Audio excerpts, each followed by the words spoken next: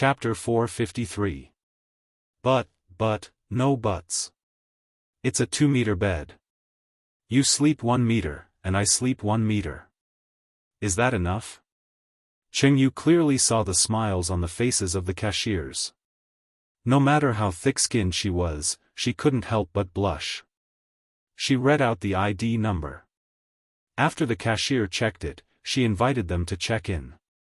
Inside the room, Rongrui went directly to the bathroom. After a while, the sound of running water came out. Chengyu's heart was beating fast, and she couldn't help but be nervous. He went to take a shower. However, what about her? Did she have to take a shower too? She struggled, took off his sweater, folded it, and put it on the chair. The air conditioner was turned on in the room, and the temperature was very high. She felt comfortable and warm all over. Charging the phone first, she glanced at the side of the bed and saw the shameful warm reminder, "There are safety products in the drawer." Oh, seeing these words, her face was a little red. There were a few bottles of mineral water on the table in the room. Chengyu unscrewed one of the bottles and drank half of it. Just when she stopped, she heard the sound of the water in the bathroom stopping. She was shocked, quickly screwed the cap, went to the counter, picked up her phone, and turned it on, pretending to play with it. However, the phone could not be turned on. She pressed the power button hard, but there was no response for a long time. She remembered that when she was in the convenience store, she slapped the phone hard. No way, the quality was so bad. The bathroom door was opened, and her back was stiff. Her heart was beating as fast as a motor. Rongrui came out, wearing a beige checkered pajamas. Obviously, it was his own. He was drying his hair with a towel in his hand. Seeing her back to him, he shouted, "Hey, go take a shower." I don't want to. I have no clothes to wear." Chengyu's face was hot, and her voice was a little stuttering. "You are so dirty, and you smell." "No way." She stood up, turned to look at him, and raised her head confidently. "I just took a shower at home." "I don't want to." "Then you sleep on the floor." "If you don't take a shower, I won't sleep with you." Rongrui dried his hair and sat on the bed. "I'll sleep on the floor. I can't get up." "Who wants to sleep with him?" "Shameless." She pursed her lips and sat down on the carpet, fiddling with her phone in her hands. After a long silence, Rongrui said, "Hey, I was joking." She ignored him. "Come on up, the floor is filthy." She still ignored him. Rongrui sighed, got up, and lifted her up under her armpits. She exclaimed. When she came back to her senses, she had been thrown onto the bed, and the big bed shook gently. Rongrui lifted the quilt and covered her. "Sleep well." Her face was covered, and she was a little annoyed. "Are you F***king sick? Don't you know this will scare me to death?" Rongrui did not speak. He took down the quilt, spread it, and lay down. She lay on the edge of the corner, folded her arms, and only covered a corner of the quilt, for fear that he would suddenly attack. "Why are you hiding so far away? I'm not going to eat you. Come closer." Chapter 454. Su Qianxi slept very soundly. Being held by him, she suddenly giggled in her sleep. Li Xicheng was looking for information on his mobile phone. Hearing her sudden laughter, he couldn't help but laugh too. Su Qianxi was woken up by her own laughter. Opening her eyes and realizing her posture, the smile on her face was even wider. She put her arms around his waist and shrank into his chest. "What did you dream of?" Li Xicheng threw the phone aside, held her and whispered, "Why are you laughing so happily?" Su Qianxi laughed even more and snuggled in his arms. She said, "I dreamed that I had a pair of twins, a boy and a girl, but you only like to hold the girl, and the boy climbed on your head to poop, ha ha ha." Li Xicheng heard that, tapped her nose and whispered, then I will spank his little butt. The little guy is too bad. But after saying that, he inexplicably felt that it might come true. Looking down at her belly, he stroked it with his big palm and said helplessly, "Why is it only a little more than a month?" Yes, why is it only a little more than a month? Time passes so slowly. Su Qianxi also touched her belly. It was very flat. If she did not look closely, she would not find that it was a little higher than usual. When will it be 3 months? It's so hard. Su Qianxi was speechless and punched him. Can't you think of something else? Li Xicheng smiled, grabbed her hand, stretched out his leg, and pressed it on her leg. His voice was low and mellow, with a bit of a smile. Of course, I want to have 2 boys and 1 girl. I want to train the 2 sons to be the guardians of our daughter. Do you really like girls? I like whatever you give birth to. How about boys compared to girls? Girls. Li Xicheng did not hesitate. They will definitely be like you. But I want to have a boy like you. A boy can have 2. What about family planning? Let them find me. I'm not afraid. Su Qianxi chuckled. This was what it meant to be rich. Aren't you tired? You drove for so long today and walked for so long. Not tired. Right, I found out about Rongxian. Li Xicheng repeated what Luo Zhan had just told him to her. Su Qianxi was stunned. Yang Rongshuan? Yes, that's why father-in-law Song couldn't find any news of her all these years. It's not that she is dead, but that she has changed her identity, and she is Rong Haiyue's wife. With the power of Song and Lawyer Sheng, they can't find out anything about him. Her eyes widened. No way. Rong Haiyue's wife is Rong Xian. Well, I can't be sure of their exact relationship. On the 6th day of the new year, I'll take you to the imperial capital to thank them. While we're at it, we can also ask them. She had wanted to thank him for a long time. After all, her life was saved by Rong Haiyue. However, such a piece of news was no different from a heavy bomb to her. Song Yifan was not her biological father, and Rong Haiyue was Rong Xian's husband. Don't think too much. Li Xicheng stroked her face. The possibility is very small. Rong Haiyue will not let his own flesh and blood wander outside. Now, sleep. She pouted. How do you know what I'm thinking? Chapter 455. Okay. She closed her eyes obediently, but she couldn't fall asleep. Looking up, she saw a pair of deep dark eyes. She pursed her lips, looked up, and kissed him. Good night. A good night kiss is not like this. He held her head and kissed her lips. The kiss deepened and became extremely gentle. She put her hands on his back and held him in an intoxicated way. In the end, she gasped. Blushing, she lowered her head and did not dare to move. He held her, slightly curled his lips, and closed his eyes. In the other room of Yijing Bei, he pulled her to the middle and covered her with the quilt.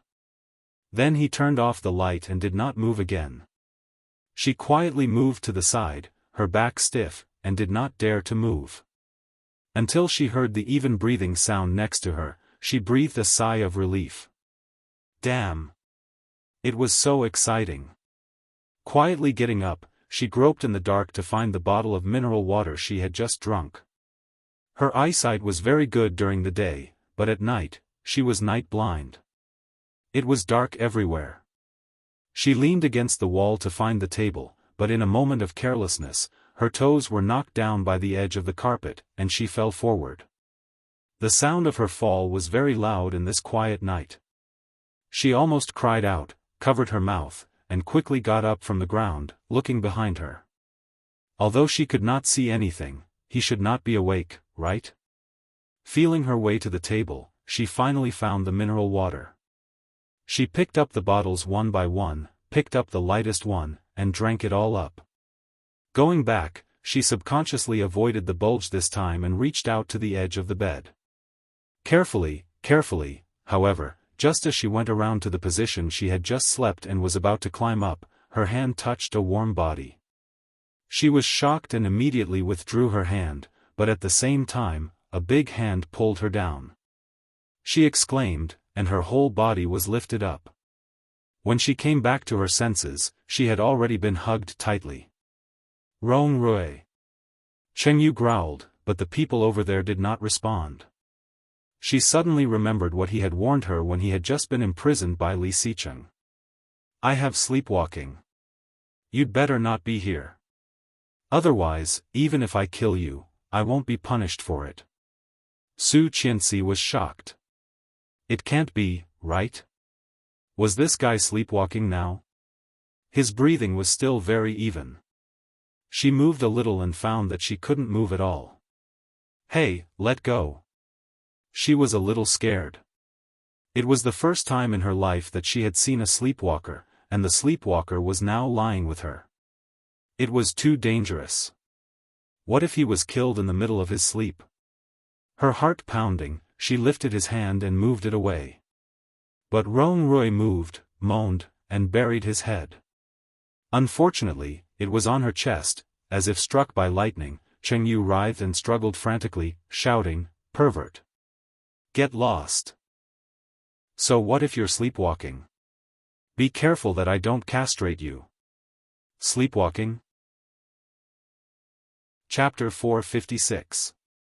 Being pushed away, Rong Rui was a little sleepy. He opened his eyes and seemed a little annoyed. What? It's the middle of the night. Can't you let me sleep? She was stunned by his words, but then she kicked him angrily and roared, "You bastard!" Rong Rui looked innocent and shouted, "What's wrong with me? I was sleeping well and was woken up by you. Why did you kick me? I'm so wronged." "Bah! I think you did it on purpose. You know what you just did. What did I do to you? You hugged me. So what? It's not like I haven't hugged you before." And then? And then? She paused and asked, "How do you know there was then? You did it on purpose, didn't you? It's not like you haven't hugged me before. You won't be so pretentious." She paused and didn't know what to say for a while. She wouldn't be so pretentious. Was this sentence a compliment or a derogatory one? And then you buried your head in her chest. However, she couldn't say it out loud. Pulling the quilt, she turned her back and decided to ignore him. Rong Rui secretly smiled, but pretended to be annoyed. Ridiculous. About 10 minutes later, she slowly fell asleep. Rong Rui turned around, sneaked close, and reached out to touch her waist. She moaned, turned over, and continued to sleep. Seeing her turn over, Rong Rui gently leaned over and reached out to hold her in his arms, gently. He wanted to sleepwalk so badly.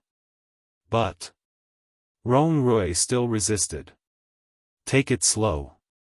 She didn't realize that she had been half-hugged and slept until dawn. When she woke up, she opened her eyes and saw the beige plaid pajamas. Her eyes widened and she pushed him hard. She immediately sat up and lifted the quilt to look at herself. Fortunately, Rong Rui couldn't help laughing, but he quickly hid his smile. He got up and threw a paper bag on the chair to her. She was shocked. When she took it, she found that it was a set of clothes. From inside to outside, from big to small. She glanced at the bra and found that the size was exactly the same. Where did it come from? And the size was quite suitable. I called someone to send it over.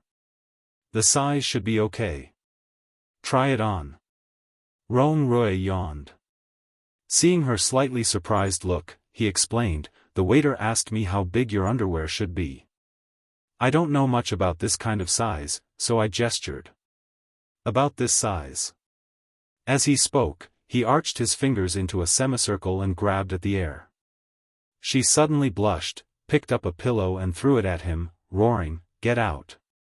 Su Qianxi slept until dawn, but when she woke up, she felt a bit nauseous.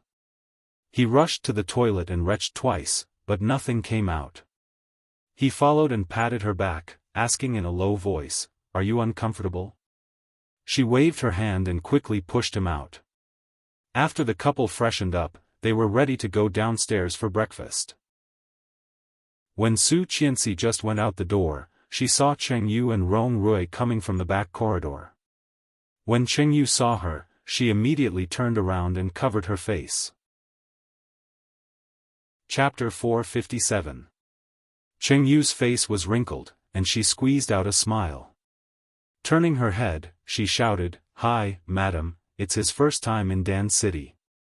I'm here to be his tour guide, ha ha ha, oh. Is that so?" Su Qianxi pursed her lips and chuckled. "Of course, don't you think so?" Cheng Yu smiled brightly, looking at Rong Rui with a pair of threatening eyes. Rong Rui nodded calmly. "Yes, last night, we were all very comfortable." Cheng Yu's expression changed, and she smiled awkwardly. "Mr. Rong, be careful what you say." Although she was smiling, her other hand was already pinching his waist from behind.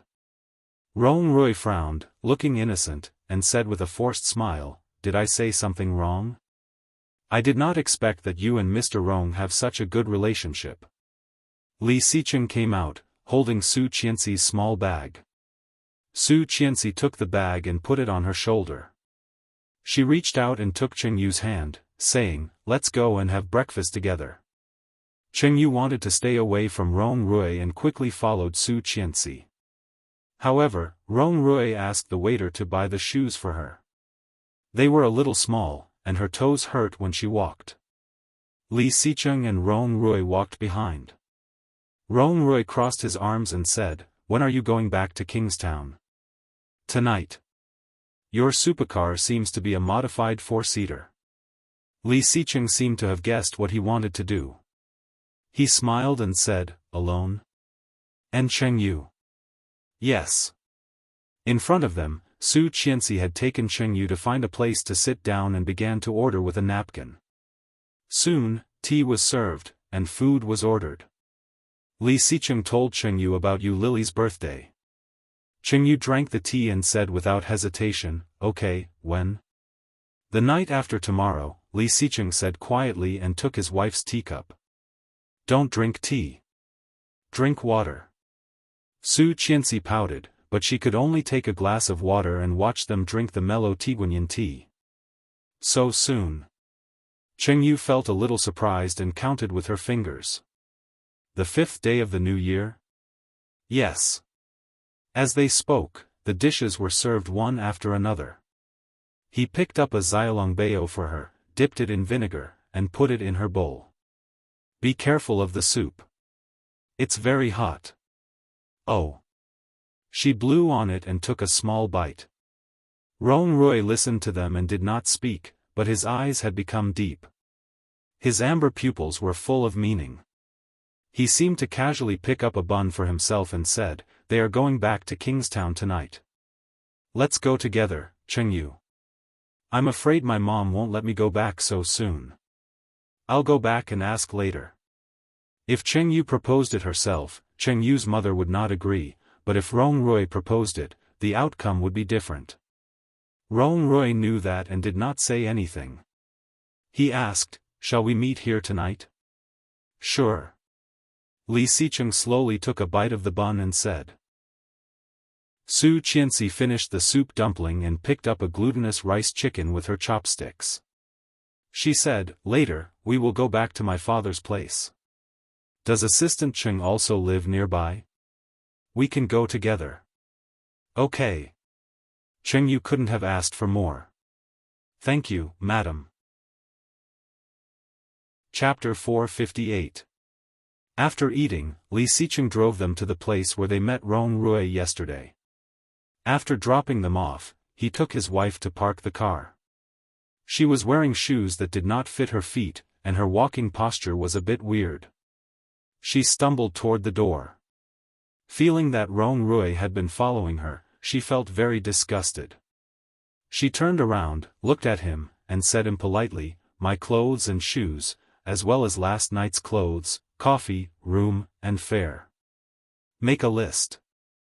How much is it in total? I will pay you, and we are even, okay?" Rong Rui heard that and raised his eyebrows.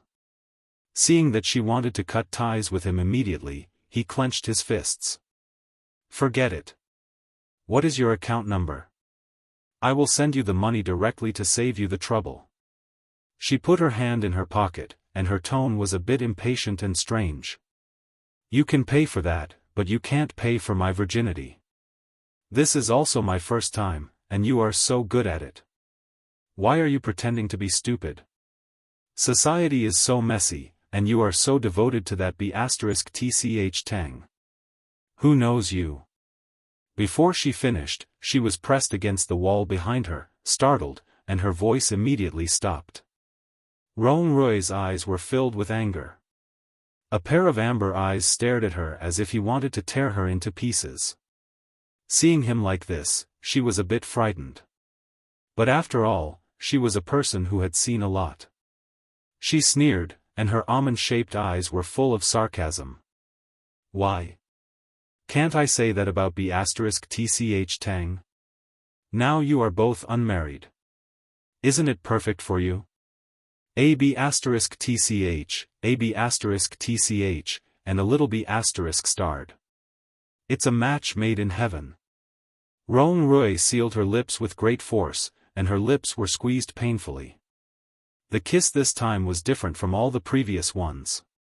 Rough, violent, and venting like a wolf gnawing without any technique or mercy. Rong Rui was angry, and he was venting. That was all. She was clearly aware of his emotions and struggled with her hands and feet. But Rong Rui always pressed her shoulders.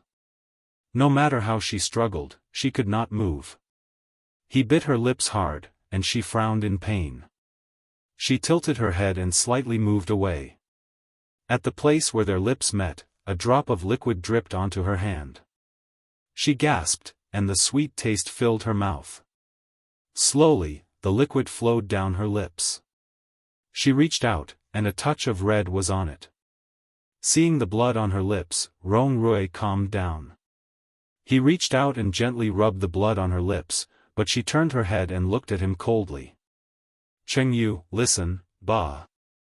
Chengyu spat, and the blood gushing from her lips sprayed all over his face. "Pervert." Rong Rui closed his eyes and wiped his face. A few streaks of blood immediately appeared on his face.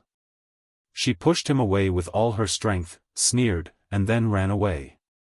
Rong Rui looked at her from behind. His clenched fists tightened and loosened and tightened again. Finally, his fists drooped in defeat. She had no money or keys. When she arrived at the door, she pressed the doorbell desperately. After a few minutes, someone came out to open the door. Chapter 459. Hearing her mother's words, Chengyu sneered, walked into the room with a gloomy face, and warned, "If something like last night happens again, Mrs. Cheng, let's break off the relationship." As he spoke, he slammed the door hard, making a bang sound. Chengyu's mother suddenly felt that something was wrong and immediately called Rong Rui to ask about the situation. In the evening, after dinner, Li Xicheng's car was waiting at the gate of Yijing Bay. Rong Rui got out, but Chengyu did not come. It was not because Chengyu's mother refused, but because Chengyu did not want to see Rong Rui. She was afraid that she hated him more than before. Rong Rui was well aware of that, so when Chengyu's mother called him, he did not say anything that he should not. When he returned to Kingstown, it was already past 10 p.m. After saying goodbye to Rong Rui, Li Xicheng drove directly back to the old house. However, he never expected that as soon as he got home, he was greeted with a big fight. "Bastard! If your boss did not call me, I would not know about it." Su Qianxi just entered the door and heard Li Zhao's angry voice, so she quickly ran in. The voice came from the study. Su Qianxi ran in and saw Li Jinan kneeling on the ground with his head down. Holding the whip in his hand, Li Xiao looked very angry. You've grown up, haven't you? Li Jinan, you are only 25 years old. You have such a bright future. How many people can become a major at such a young age? You.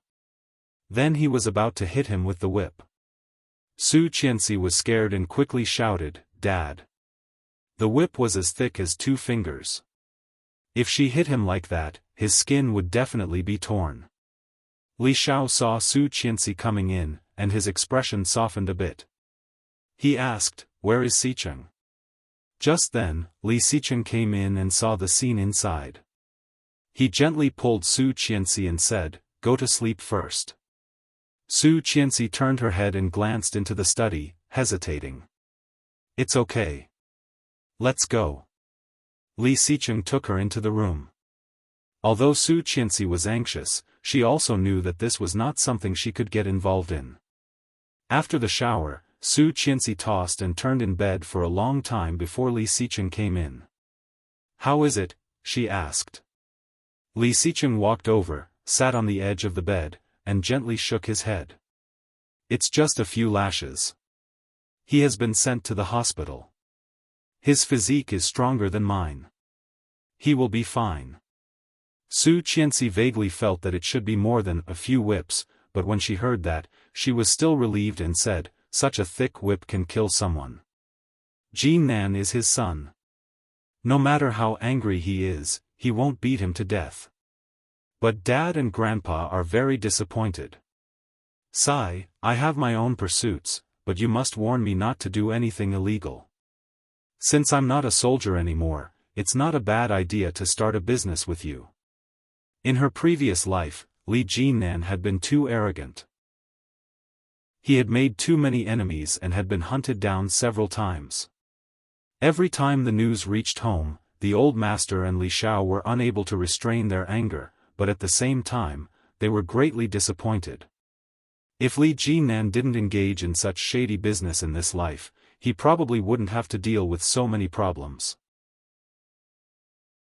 Chapter 460. After resting at home for a day and playing chess with Grandpa, Su Qianxi went to bed early. Early the next morning, Su Qianxi was in a daze when she felt a big hand moving around on her body. She moaned and took his hand away. However, that big hand became even more naughty. It reached out and gently scratched her waist. Su Qianxi was ticklish, and being scratched, she couldn't help but chuckle. Holding his big hand, Su Qianxi couldn't help laughing and said, Don't play. Li Xicheng smiled, helped her up, and helped her take off her clothes. Get up. We have something to do today. What is it? Su Qianxi opened her eyes in a daze. Unprepared, her shirt was taken off by him. She was not wearing a bra. Su Qianxi suddenly shivered, covered her chest, and resisted. No. Li Xicheng didn't know whether to laugh or cry. Poking her nose, he handed her the clothes he had prepared. What are you thinking about? Put it on. Su Qianxi was embarrassed. Blushing, she took the bra and gave him a stare. Seeing this, he leaned over and whispered, If you want, I can also. No. She pushed him away. It will hurt the baby. What are you thinking about? I said I can help you put it on. Li Xicheng took the bra from her hand and put it on for her. Bending down slightly, he buckled it for her, almost hugging her. Su Qianxi blushed again, and the blush spread to her ears and neck. Seeing this beautiful scene, Li Xicheng held his breath. He did not rush to step back, but hugged her, his lips falling on her earlobe, gently sucking. Su Qianxi shivered and put her hand on his chest. Her throat made a low sound, but she quickly bit her lip and whispered, Didn't you say we have something to do today? Ah, stop biting. He took the dress he had just prepared for her and put it on for her. Su Qianxi was also wearing it. With a smile on her face, she muttered, I'm just pregnant. It's not like I can't take care of myself. You dress me every day. What if I can't find my own clothes in the future? Then I'll help you wear it until you're old." Li Xicheng rubbed the tip of his nose against hers and kissed her on the lips. "Now, Mrs. Li, please raise your hand and put your sleeve on first." "Yes, Mr. Li." When she put on her clothes and went out, she found it was already past 11 p.m. No wonder he came to wake her up. After eating something to fill his stomach, it was time for lunch. Li Jinan had stayed in the hospital for the entire day yesterday. He was much better today. In the past, Li Jinan always wore thin clothes. Today, he looked especially bloated, and his face was a little pale. Seeing Su Qianxi, he greeted, "Sister-in-law. Uncle, let's eat." Li Jinan smiled and raised his hand. It was a bit difficult for him to pick up chopsticks, so he inhaled and ate. "Why didn't you stay in the hospital for a few more days? There are nurses there to take care of you. It's too inconvenient to go home so soon." Chapter 461. Li Xicheng stuffed the food into his mouth, and his eyes flashed with displeasure. He poked Li Jinan's mouth with chopsticks. Li Jinan shrank back from the poke. He looked innocent. "That's so cruel." Su Qianxi couldn't help saying, but then she realized it was inappropriate and looked around. "My parents, grandpa, and brother went out together today and will come back in the evening." Li Xicheng put another mouthful of rice into Li Jinan's mouth, rude, and asked, "What else do you want to eat?" Li Jinan's mouth was full, and he shook his head bitterly. Su Qianxi couldn't help but smile, watching them while eating. Lu Sa came in after watering the flowers. Seeing Li Xicheng feeding Li Jinan, she was so shocked that she almost dropped the watering can. After putting it back, she said, "Li Xicheng, let me do it. You go eat. Didn't you say you were going out?" Li Xicheng immediately handed over the bowl and chopsticks. Li Jinan also breathed a sigh of relief and glanced at Lu Sa gratefully. Jesus! Although it was an honor to be fed by Li Xicheng, the way he did it was too rude. Li Xicheng went to his seat to eat, but after a few bites, he suddenly looked up and said, "Honey, I want to eat that." He pointed to the food not far from Su Qianxi. Li Jinan finally swallowed the mouthful of rice and rolled his eyes. Su Qianxi knew that he was bothered by the way she was going to feed Li Jinan. Pursing her lips, she secretly smiled, picked up a piece, and put it to his mouth. Li Xicheng opened his mouth gracefully and glanced at Li Jinan. Li Jinan gave him a contemptuous look. "Don't you know how to show off your love?" Li Xicheng did not mind at all. He opened his mouth again and put the chopsticks that Su Qianxi handed over, satisfied. After dinner, Li Jinan was helped back to the room by Lu Sa, and Li Xicheng took Su Qianxi to a nearby mall. "What are we going to do?" "Go shopping." Li Xicheng seemed to be in a very good mood. He parked the car and took her upstairs. Su Qianxi didn't realize what he wanted until she was taken to the maternal and infant level. The child is only slightly more than a month old. So soon? Not soon, only 8 months. In fact, Li Xicheng simply wanted to help the child pick out some nice clothes. After the new year, he would probably be very busy again. The smile on her face widened as she took his hand and walked into a shop. Children's clothes were very, very small. Su Qianxi picked one up and felt that the clothes were incredibly small. She asked, "Newborn babies are so small?" The salesperson walked over politely and began to introduce the products to her. In the end, she asked, "Do you want to buy a boy's or a girl's? We have clothes from birth to 3 years old." "Both." She found that they were all in the pink color of a little girl.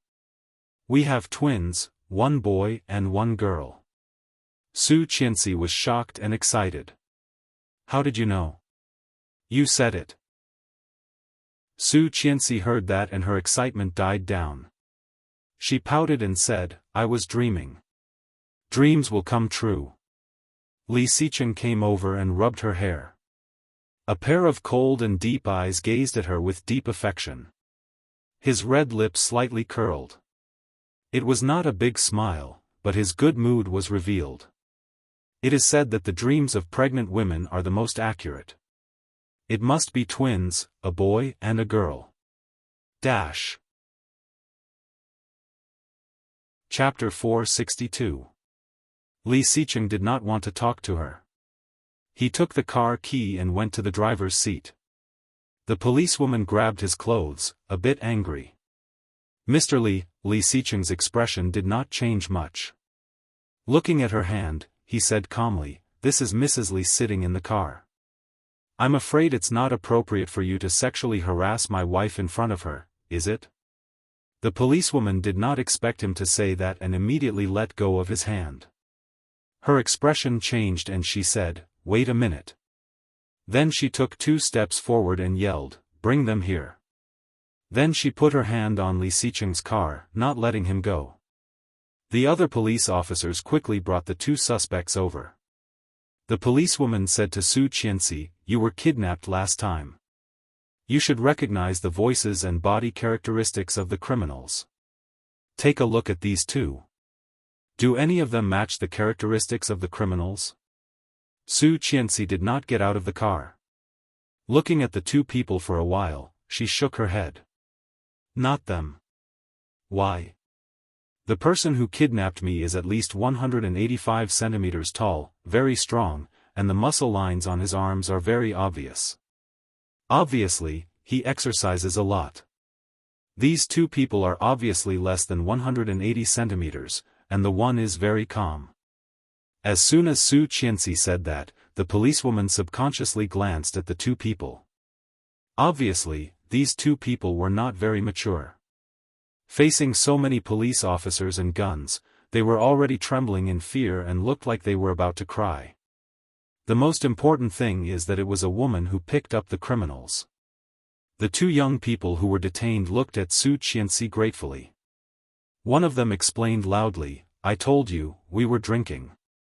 When we came out, the car was already gone." "Then why didn't you take out the keys when you were drinking?" the policewoman asked grumpily. "You forgot. Who has such a good memory? Then why did you cover the license plate number? If you did not do it yourself, why did you cover the license plate number? Who covered the license plate number? My license plate is so awesome. I can't wait to show it off. Besides, if I wanted to do something, would it be useful to cover the license plate number? This car is so special. Didn't you chase us for 9 blocks because you saw it on the road? Aren't we wronged?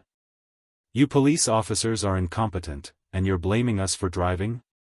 Shut up." The policewoman gave him a slap. "Take him back and interrogate him." Li Xicheng was already in the car. He said coldly, "If there's nothing else, please move aside. We still have business to attend to." "No, we let you go last time. This time, you have to go back with us to make a statement. Mrs. Li, I hope you can cooperate with the police." Su Qianxi looked at the time and said, "How about tomorrow? Anyway, it's been a few days. There's no need to rush. We still have things to do." The policewoman was about to refuse when another policeman came up and whispered, "Don't make him angry. This guy is not to be trifled with. Quit while you're ahead." The policewoman was reluctant, but after glancing at Li Xicheng in the car, she stepped back. "Come to the police station tomorrow morning, Mrs. Li." There was no response, but she could only let them drive away. Chapter 463. He was driving steadily, holding her hand with one hand. "Scared?" "No, I just feel strange, as if someone is watching us." "The police behind us?" "No, it's another pair of eyes. A pair of eyes has been staring at us since the beginning, but I just can't find where." Since she was reborn, her 6th sense had become more and more sensitive. Although she could not find the source every time she sensed it, something bad would happen. Feeling uneasy, she looked around, and the feeling of being watched was getting weaker and weaker. She was more certain that the suspect the police were looking for must be at the scene. However, why didn't they find him? Yu Lily couldn't get enough sleep these days. She had slept from 9 a.m. last night until 11 a.m. the next day, but she was sleepy again in the afternoon. Lying down at 3 a.m., she didn't slowly open her eyes until someone came to her side and started to make love to her. Oh Ming held her and tasted her lips. Seeing that she woke up, he made love to her even more. Yu Lily was in a daze, holding his neck with her hands. The fire in her body had been quickly ignited by him, almost burning her. Oh Ming's body sank into her, holding her and swaying gently. Yu Lily screamed and kept her waist up to meet his. This unconscious movement pleased Oh Ming even more, which led to an even more violent attack. At the end, Oh Ming took the initiative to use a condom, and Yu Lily was sent down at the last moment. All her strength was drained, and she collapsed under him. Oh Ming took the condom down, and there was a strange light in his eyes. He hugged her and said, Today is your birthday. Yeah. Yu Lily was paralyzed, but soon thought of something and reached out to pat him. Then why did you do it to me? How are you going to face others later? The corners of Oh Ming's lips curled up as he carried her into the bathroom. While serving her in the shower, Oh Ming silently counted the time. Yu Lily noticed that he was absent-minded, reached out, and splashed water on his face, shouting, "Hey, what are you thinking about?" Oh Ming came back to himself, turned his head fiercely, and pushed her into the bathtub. His big hands tickled her armpits and waist, whispering, "Naughty, you are looking for trouble." Yu Lily laughed, grabbed him uncomfortably, and shouted, "Go away, it's itchy, Oh Ming." Oh Ming snorted, pulled her up, and helped her clean. Gritting his teeth, he said, "I will deal with you at night." Yu Lily held back her laughter, and after washing, she ran out. Yu Lily picked out a fiery red dress for herself. It had a flat collar that covered her collarbone and exposed her shoulders. The sleeves were long, making her look mature, sexy, and charming. Oh Ming held her waist and lifted her chin with his well-defined fingers. He whistled and said, Why are you so beautiful? Just like a fairy." Yu Lily smiled a little proudly. She touched the back of his head with her slender hand and winked at him, saying, "I am a demon. Sooner or later, I will suck your essence dry and let you die a horrible death." Chapter 464. Pfft, useless. Yu Lily looked contemptuous. "Don't you know if I am useless or not?" "Huh." As Oh Ming spoke, his lips had moved down, and he was ready to move. Yu Lily pushed him and warned, "Stop, we still have to meet people." "Then don't seduce me." Oh Ming took her hand and bit it. "Let's go and meet people." Pulling her up, Oh Ming put on the burgundy suit next to him. Yu Lily was able to sit in front of the vanity mirror and put on makeup. After dressing up, when Oh Ming was not paying attention, Yu Lily took her phone into the bathroom and sent a WeChat message to Luihan, "Let's go. Qianqian and I are waiting for you." The other side quickly replied, "Okay, we're almost there." Almost there, Yu Lily couldn't help but smile.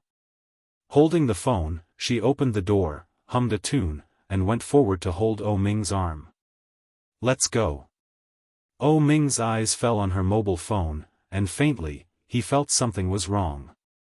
But he did not say anything and walked to the underground parking lot with her. Chengyu drove for more than 3 hours back to Kingstown. When she got home, she lay in bed and collapsed. She didn't know how long she slept, but the doorbell rang. She covered her head with the quilt, but the doorbell did not stop ringing. She rubbed her hair and opened the door. At first glance, she felt that she was going blind. Her first reaction was to close the door. However, it was blocked by Rong Rui and could not be pushed.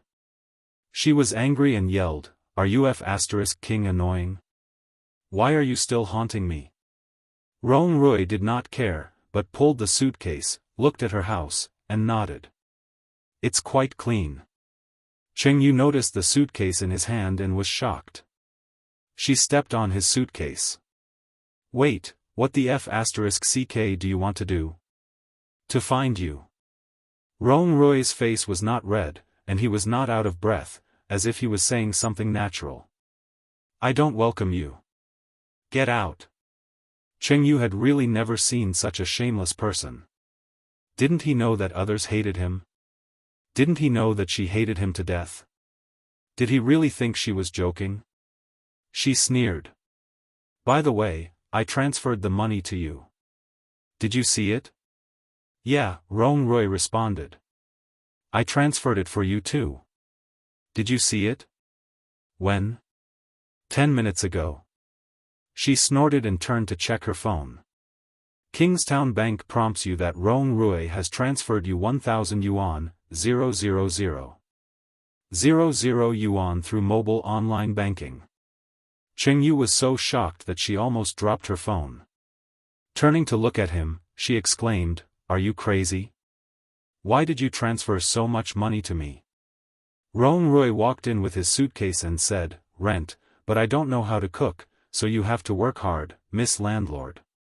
Bah! She threw the phone away, reached out, and pushed him out, shouting, I don't agree. Get out. You are trespassing. I can call the police. But I've paid the rent. You can't kick me out. F***ck, I'll return it to you. Who the F***ck wants your rent? She picked up the phone and was about to transfer it back to him. However, the new phone had not yet been installed with online banking. After a while, Rong Rui had already opened the door and walked to her room with his suitcase. Hey! Cheng Yu was so angry that she almost collapsed. Rong! Dash! Chapter 465. Rong Rui entered and looked around the room. There was a rattan chandelier hanging in the middle of the room, a laptop on a table, a pot of succulents and cactus next to it. On top of the table was a small 3-layer bookshelf, full of books. Next to it was a medium-sized wardrobe, matching the 1.2-meter European-style single bed, looking very elegant and clean. The furnishings and decoration of the living room were also very bourgeois, revealing the style of a mature and intellectual woman. Rong Rui glanced around and nodded. The environment is good, but the bed is a little small. She rushed in, pushed him out from the inside, and roared, Rong Rui. I heard you. Don't be so loud. Rong Rui held her hand, smiling. Is there a guest room? Then he took the initiative to go out and turn to the next room. Next door was a utility room, where all kinds of things that she did not usually use were placed.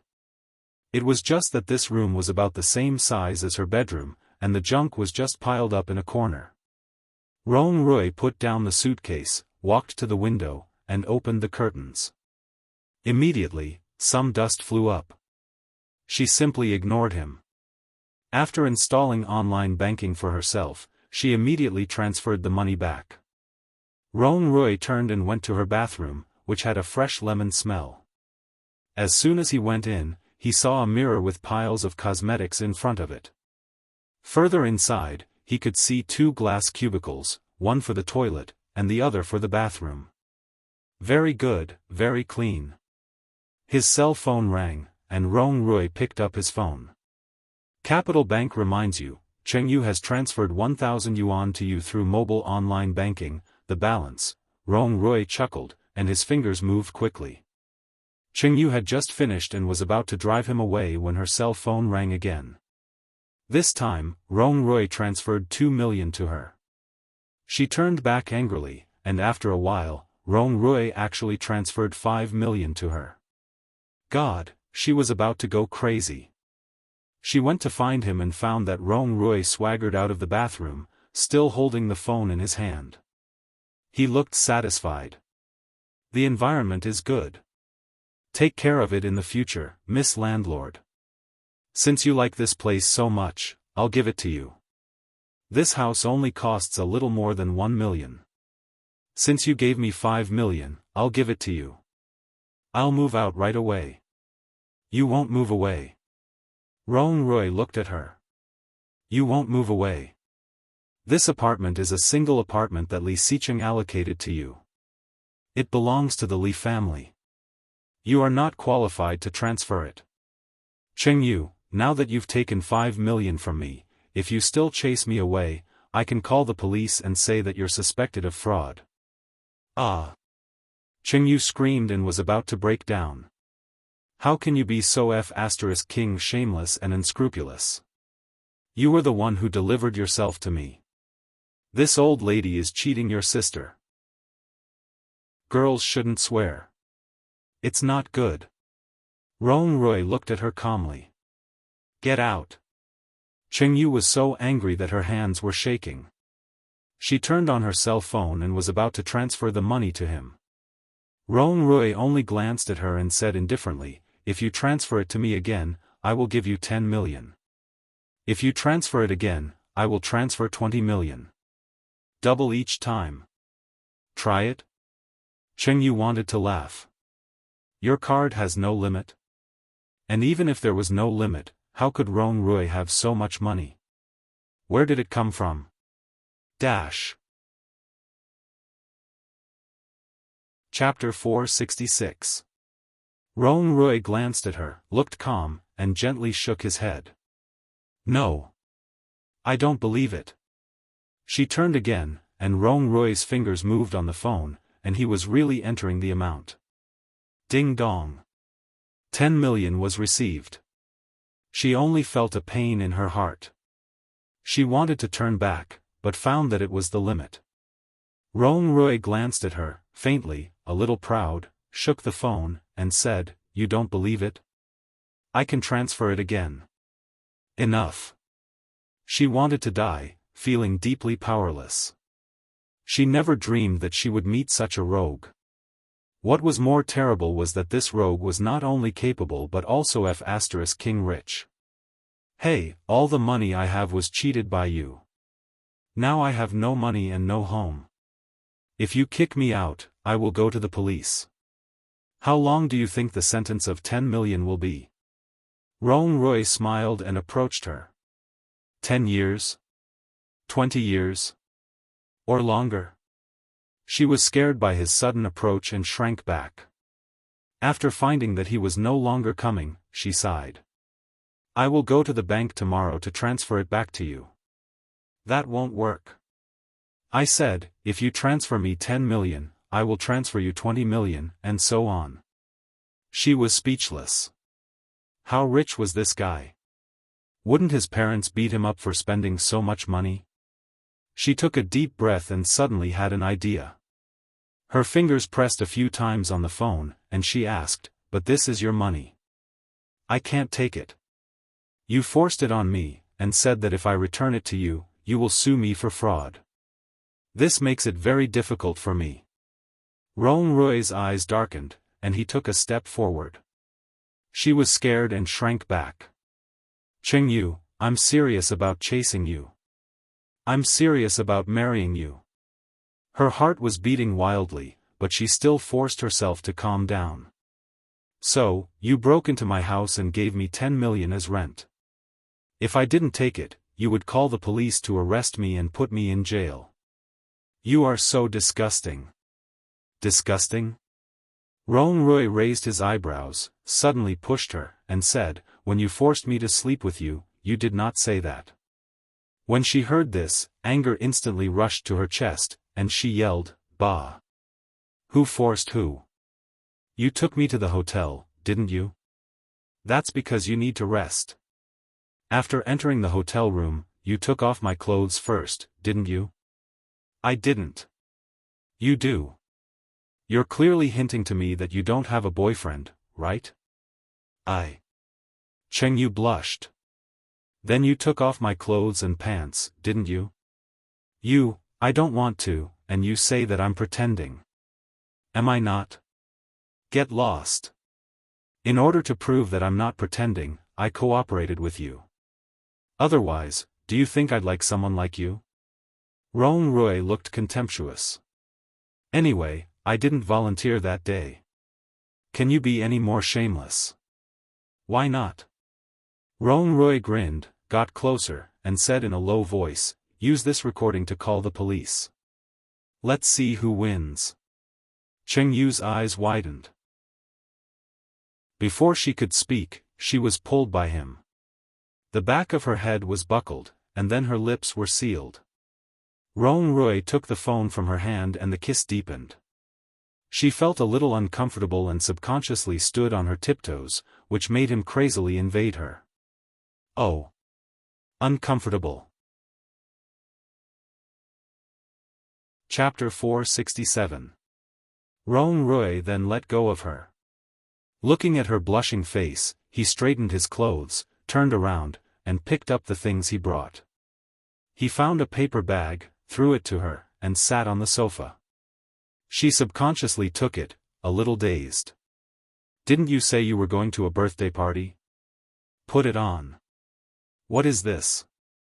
She asked subconsciously, but quickly realized that this guy bought her clothes again.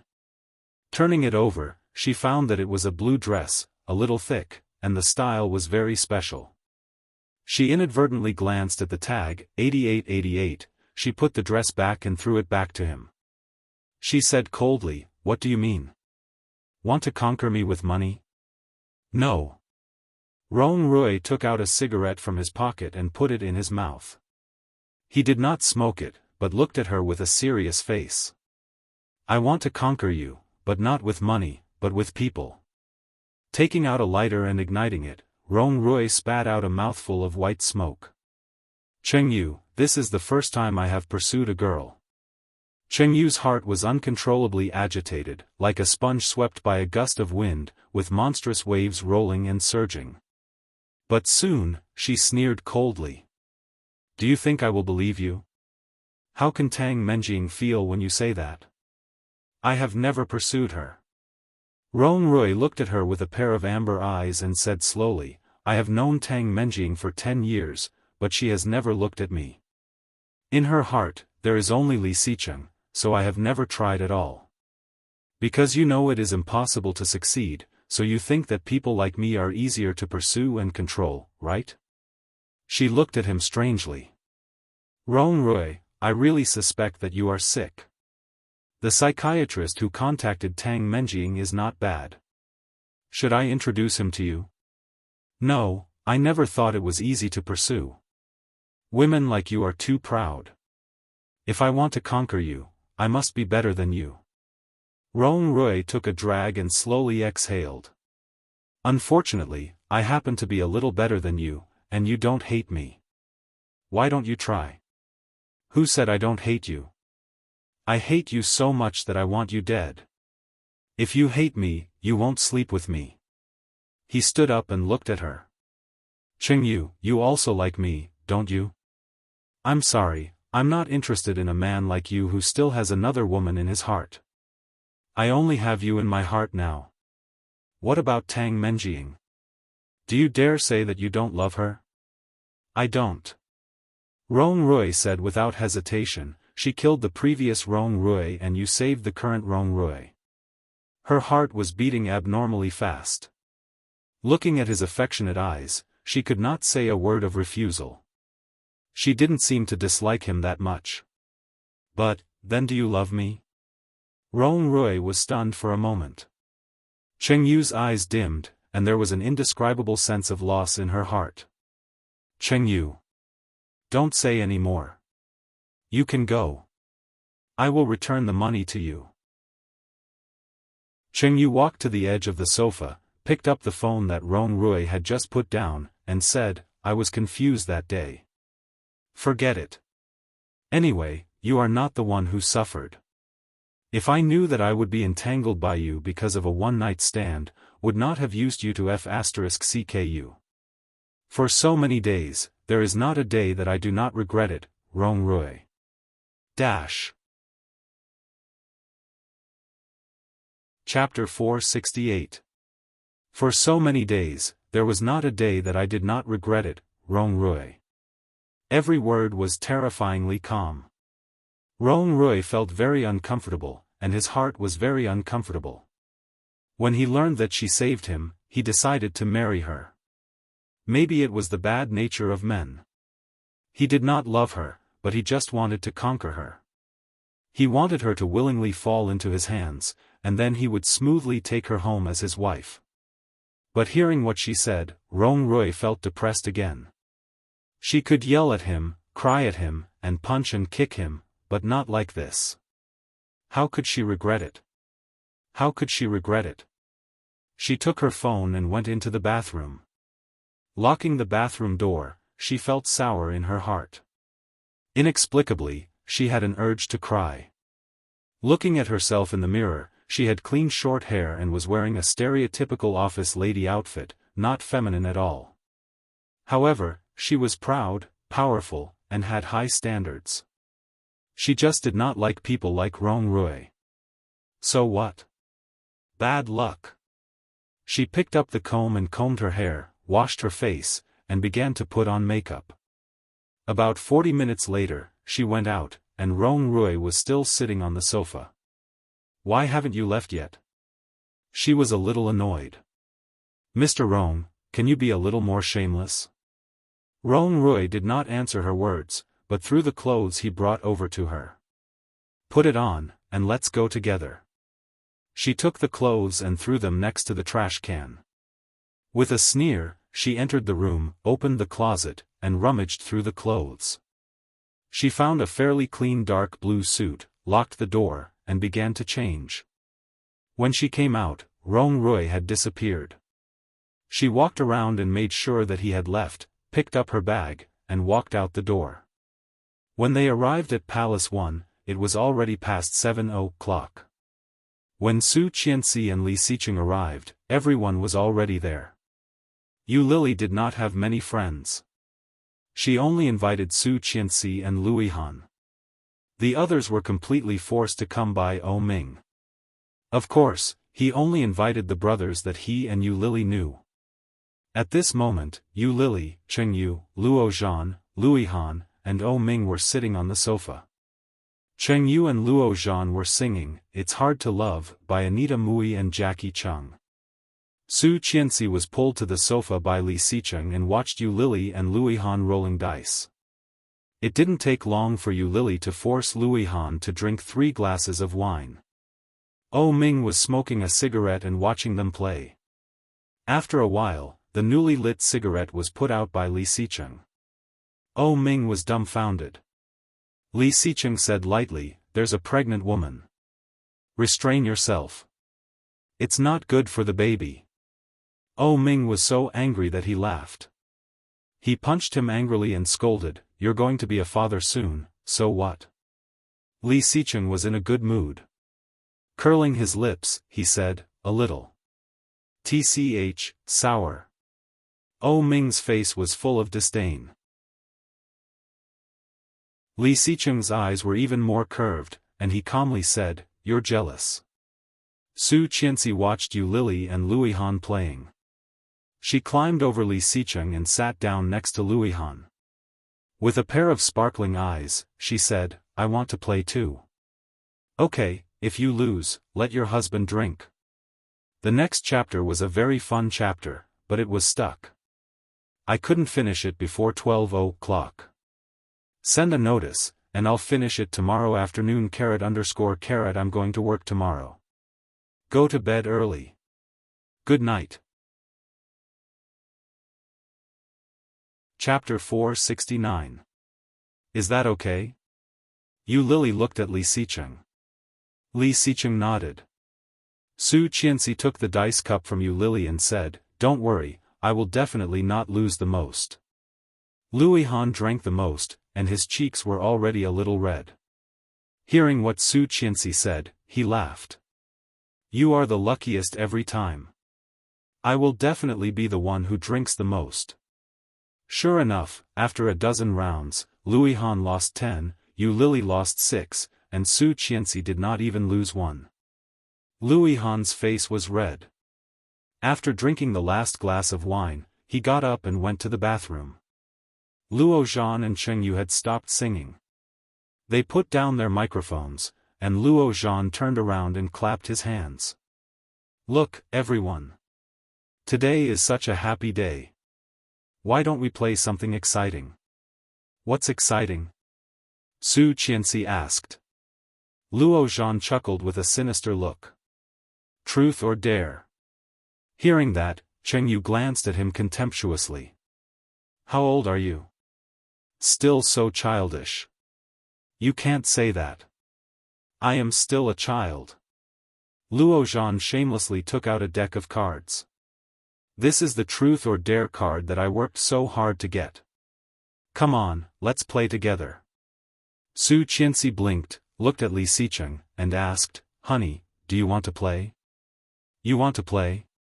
He never participated in Luo Zhan's retarded games. Su Qianxi nodded and took his hand.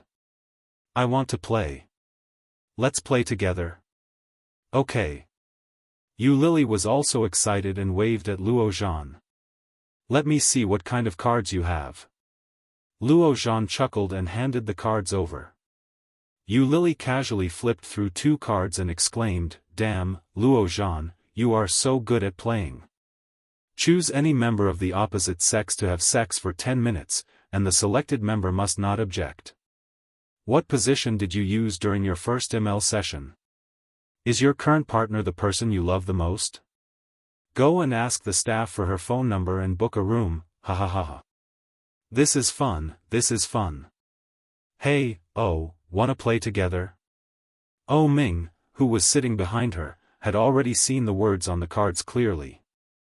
I have no objection. Anyway, you and I are a couple, and second brother and sister-in-law are a couple.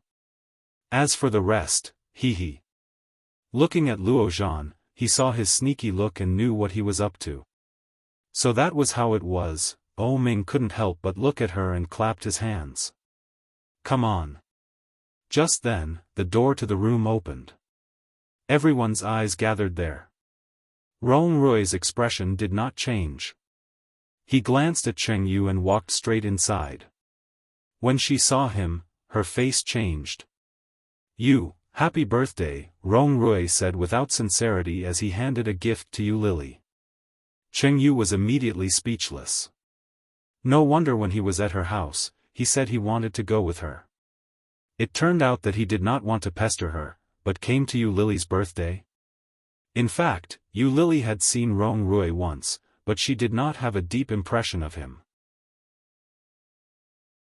Seeing him naturally sitting next to Cheng Yu also did not speak, took the gift, and thanked him. Cheng Yu leaned in the direction of Luo Zhan, somewhat disgusted with his approach.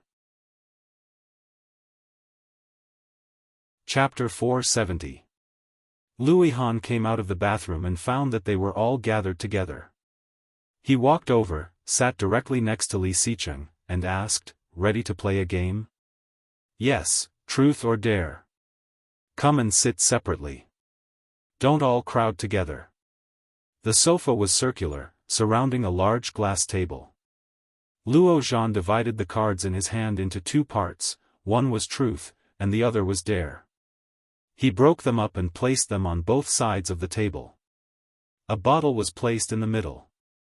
The crowd was dispersed, and everyone formed a circle. Lu Yihan did not care and said, In this case, pregnant women first. Qianqian, you go first. Hearing this, Su Qianxi went forward and had a look. Who knew that her luck was not so good, and she was the first one to get a look.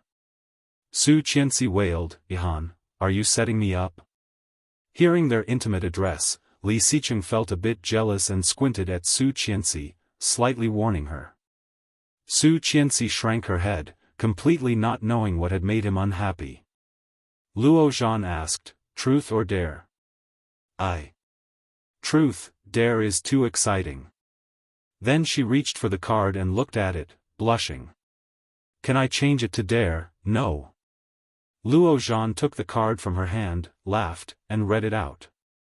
Are you having a good sex life with your partner? How long is the highest record? How many times a night? Su Qianxi was about to cry. She turned her head and pulled Li Xicheng's sleeve. I don't want to play anymore. How could she say such a thing? Li Xicheng glanced at Luo Zhan, very elegantly unbuttoning his cufflinks, and asked, "Where did you get such a lewd thing? Don't tell me this is the content of all the books?" Of course, Luo Zhan had spent a lot in order to pick up a girl. However, how could she say such a thing? Luo Zhan did not change his expression and retorted, "Do you mean you want to be shameless? Sister-in-law, answer him. Don't be afraid of him. It doesn't matter even if he is a second man. Say it. Do I really have to say it?" Su Qianxi blushed, grabbed Li Xicheng's hand, and looked at him for help. "Go ahead." With a smile in his eyes, Li Xicheng glanced at Luihan. "It's not shameful." Luihan avoided his eyes and took a sip of water. The back of his hand that was holding the cup was so tight that his veins stood out. Su Qianxi blushed and said in a low voice, "I can't remember the time. It should be, half an hour, or an hour." "How many times a night?" Yu Lily asked excitedly. 5, 6 or 7. Is that 5, 6, or 7? 7, 8 times. He took a sip of water and cleared his throat. She punched him in the leg. Of course not. Yes, after the shower, I came again. Su Qianxi blushed even more. Covering her face, she leaned on the sofa and shouted, "Stop it." Everyone laughed, and Luihan also curled his lips, but it was a bit forced. Yu Lily clearly saw it and asked Su Qianxi to turn again. This time, it was Luihan's turn. Chapter 471. Luo Zhan took the card and read it out with a smile. Find a person at the scene to bang against the wall for 3 minutes. The more he read, the more he felt a sense of crisis. At the scene, Yu Lily and Su Qianxi could not be touched. So, only Cheng Yu was left? Oh my god. No, Assistant Cheng Yu was his. Luo Zhan calmed down and said, "How about another one?" "No. How can this be?" Su Qianxi protested. "Why not me? You can change it for him." "That's right." Yu Lily echoed. "How can this be? You can't change it." Rong Rui straightened up and put his hand on Cheng Yu's side. It was not a big movement, but Cheng Yu's heart jumped inexplicably. Luihan pursed his lips and said after a long time, "Then I will drink." "Okay, finish it." Yu Lily took out the half bottle of whiskey and raised her chin provocatively. "Damn!" Luo Zhan lost his voice. Cheng Yu was scared. "That's too cruel. Lily, this is not good." Su Qianxi said. After drinking half a bottle of whiskey, she would be dead. Yu Lily did not think there was anything wrong and said confidently, "Well, if you don't follow the rules, you will be punished." Looking for her? Wasn't it just banging against the wall? Wasn't it just ***? She was here. You can find anyone, and the chosen person cannot refuse, otherwise. Yu Lily slammed the bottle on the ground. "Finish it."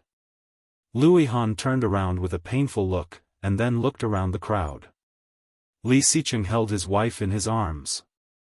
There was no expression on his cold face, but the warning was overflowing. Yu Lily looked at him with a pair of big eyes, but, he knew what she was thinking about him, but she already had a boyfriend, didn't she? Luihan finally looked at Cheng Yu. Rong Rui and Luo Zhan both looked at him with a warning look. She. Luihan was in a dilemma. He reached out and scratched his head, and finally pulled Luo Zhan next to him. Luo Zhan looked like he had seen a ghost. He was pulled and suddenly pressed against the wall. The crowd exclaimed. Luo Zhan only felt something soft pressed against his lips, and his whole person was stunned. Rong Rui lightly reminded. Luihan looked like he was in pain and stuck out his tongue. Luo Zhan had a disgusted expression on his face and clenched his teeth tightly. The chosen ones can't refuse, Rong Rui said again.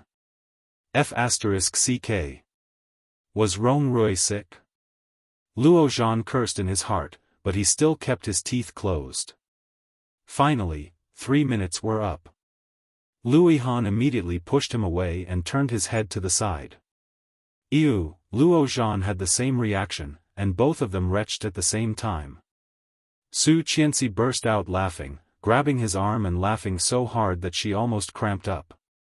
Oh Ming was the most impolite. He laughed the loudest and said, Luo Zhan, if your old Luo knew what happened today, he would break your legs. You Lily, on the other hand, couldn't laugh anymore. She looked at Luo Han's direction and picked up the glass of water. Oh Ming clearly noticed Yu Lily's strangeness and glanced at her. Then his eyes fell on Luo Han, and his eyes suddenly became deep.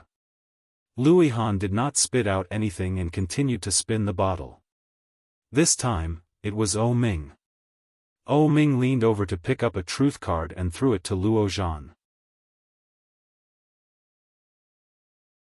Chapter 472.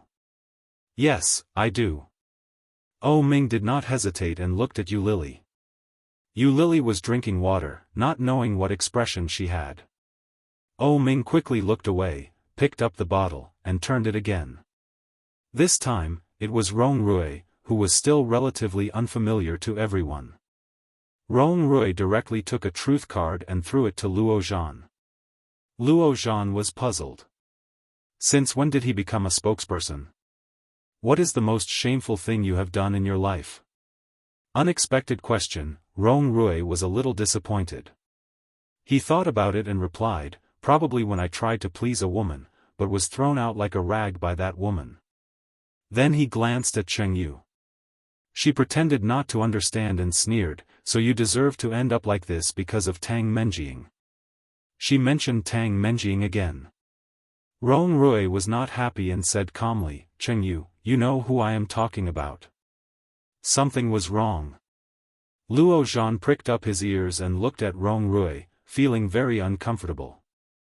Could it be that this guy had already gotten his hands on Special Assistant Cheng? It shouldn't be. Cheng Yu was so difficult to deal with and had such high standards. Luo Zhan had not succeeded yet. Rong Rui had so many dark history. Why? Cheng Yu ignored him. Rong Rui continued to turn the bottle, and the next one was Li Xicheng. Luo Zhan waved his hand and said, don't choose truth. It's too boring. Choose dare. Hearing that, Li Xicheng's hand, which was about to flip dare, immediately turned to flip the truth. Luo Zhan asked, damn. What is the most touching thing your partner has done? Li Xicheng looked at Su Qianxi. Su Qianxi bowed her head slightly. She did not seem to have done anything particularly romantic. Li Xicheng reached out and took her in his arms. His voice was low and gentle as he said, she is still alive. Just 4 words, but Su Qianxi felt a mix of emotions. An inexplicable throbbing burst out from the depths of her soul and instantly soaked her whole body. Su Qianxi looked up at his eyes. His eyes were extremely deep, like the vast starry night in the Antarctic, so bright and gorgeous that she was mesmerized. That's it? Luo Zhan was a little surprised. Okay, he responded in a low voice. Her eyes were already red, and she hugged him back. Hey, don't be like this. The single dog is still here. Luo Zhan covered his eyes. Li Xicheng slightly pursed his lips and turned the bottle. This time, it was Luo Zhan. Luo Zhan was a little excited. He rubbed his hands and chose dare. If he was lucky, maybe he could choose to have sex with the opposite sex, or do push-ups on the opposite sex. Then he would go directly to Cheng Yu. He. Just thinking about it made him a little excited. However, as soon as he picked up the card, Luo Zhan was stunned. Luo Han grabbed the cards and laughed. 5 minutes of coquettish moaning on the spot. Ha ha ha ha, hearing this, the others also convulsed with laughter. Luo Zhan stood up angrily. That's not fair. Why can't I choose a partner for my dare? I can only do it myself. Besides, I've never done it before. How can I do it? Oh. Yu Lily started to make a fuss. It turns out to be an old virgin. Ha ha ha. Luo Zhan blushed and said confidently, What? What's wrong? This means that I don't do it. I am a very good man. Dash.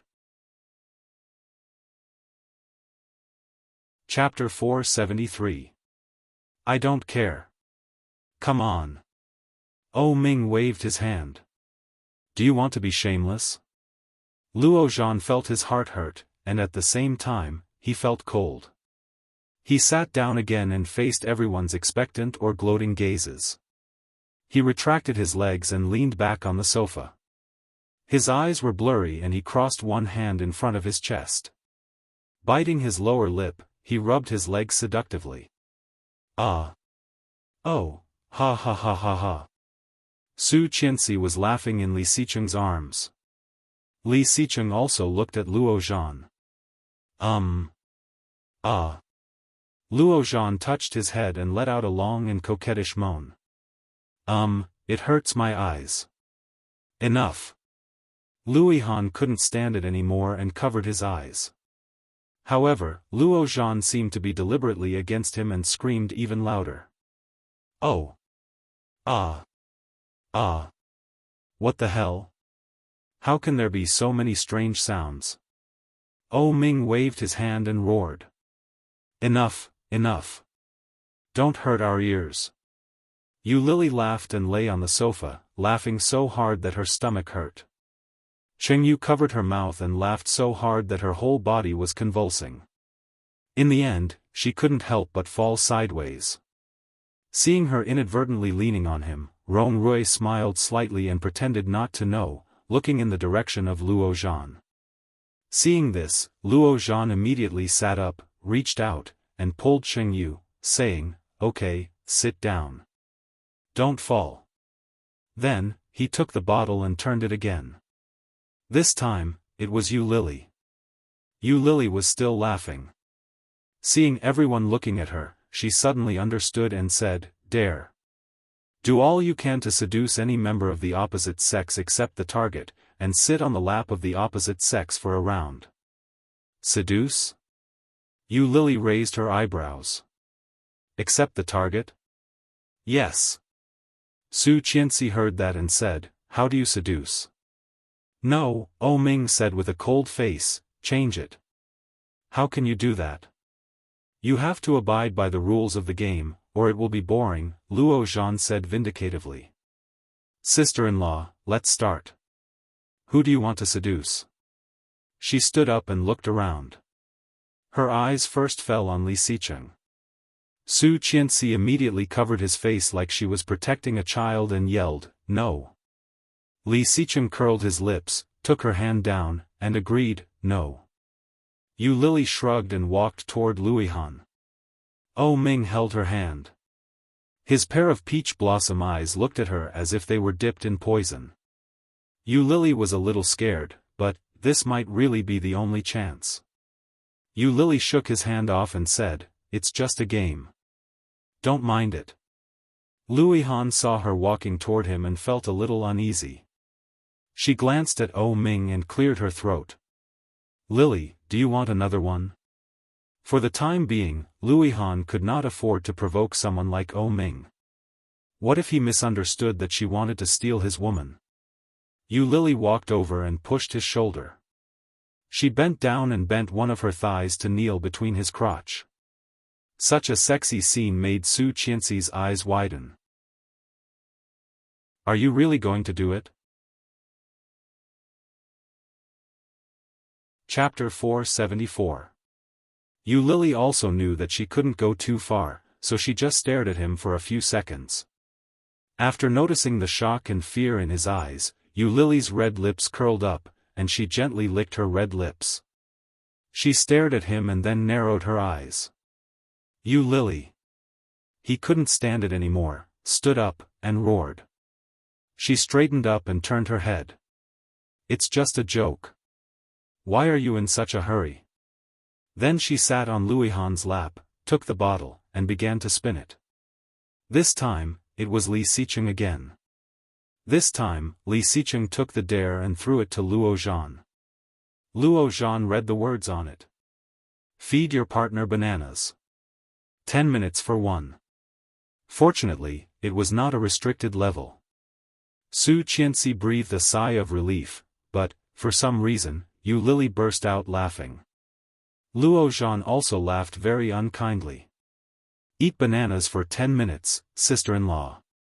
Su Qianxi was a bit confused and said, what are you laughing at? Wasn't it just eating a banana? 10 minutes, one banana, 10 minutes. Luo Zhan rubbed his hands and soon went to get a few bananas. Come on. Li Xicheng glanced at him and said, your sister-in-law is shy. Why don't you let her feed me? No. That would be boring. Yu Lily shouted. Let Qianqian do it. I have not seen Qianqian eat bananas yet. Hearing their words, Su Qianxi suddenly realized and immediately blushed. Li Xicheng slowly took a banana, quickly peeled it, and said, come on. Su Qianxi blushed and stared at the banana for a long time. The countdown starts, sister-in-law. This one takes 10 minutes. Su Qianxi opened her mouth, put the banana in her mouth, and took a small bite. However, although it was a small bite, it was already 1/10 of the banana. How could she eat it for 10 minutes? Don't stop, continue. Luo Zhan shouted. She chewed, looked up and down, and took another small bite. The smile on Li Xicheng's face grew wider and wider as he whispered, you can take a bigger bite and spit it out if you can't finish it. Hearing that, Su Qianxi immediately understood what he meant and punched him. He opened his mouth and took another small bite. In the blink of an eye, less than 2 minutes had passed, but more than half of the banana was gone. Su Qianxi was a little anxious and said, aren't you bullying me? You won't let me stop. You want me to keep eating. How can I eat for 10 minutes? Sure, use another way. Luo Zhan chuckled. For example, swallow the rest in one gulp. Su Qianxi's face was red. Seeing the expectant expressions around her, she opened her mouth and slowly swallowed it. Yu Lily looked at the direction of Su Qianxi with interest. Suddenly, she felt Luihan move under her, and then something quietly rose behind her. Luihan reached out and pushed her, his voice a little hoarse. Go back. Yu Lily turned her head and looked at him deeply. Just now, she sat on his lap for so long, and he did not have any reaction. Now Su Qianxi just took a bite of the banana, and he actually. Chapter 475. Her voice was very low, and only the two of them could hear it. Luihan froze slightly, looked up, and knew that she had found out when he saw her expression. His face was burning, but he no longer stood on ceremony and pushed her. Young Master O, take her back. He raised an eyebrow and looked at her. Yu Lily snorted and walked back in the direction of O Ming.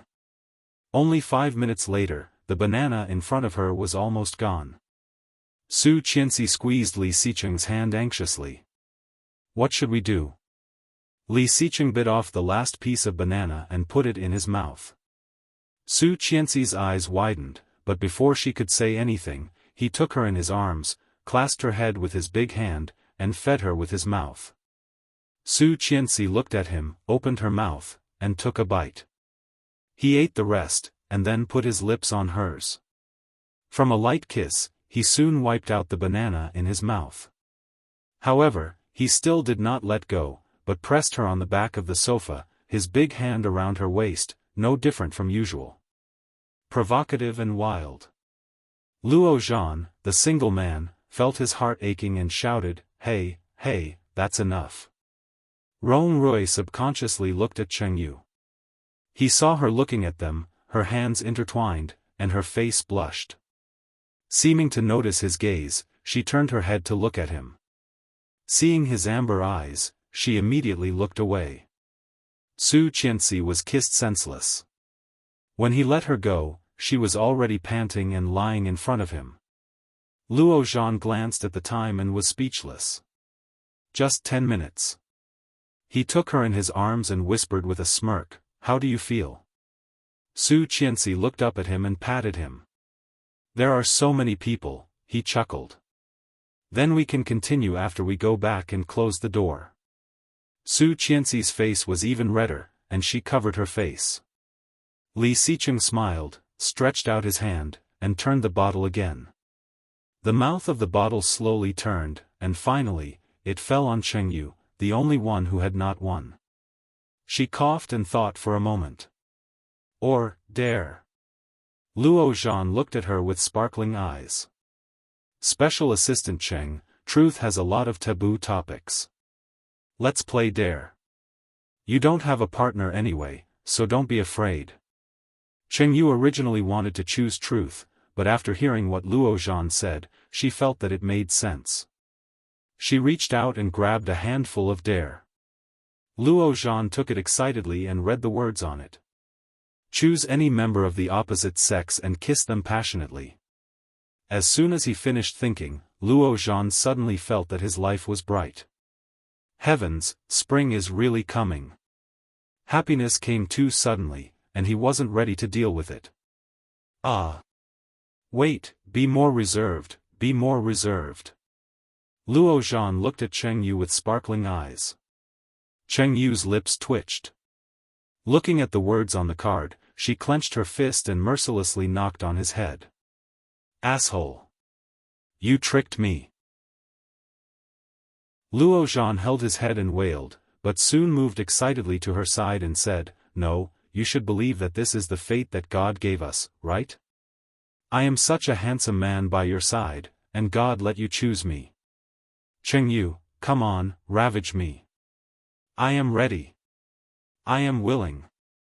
With that, he opened his arms to Chengyu, with a heroic and stirring look on his face, but the smile on his face could not be stopped.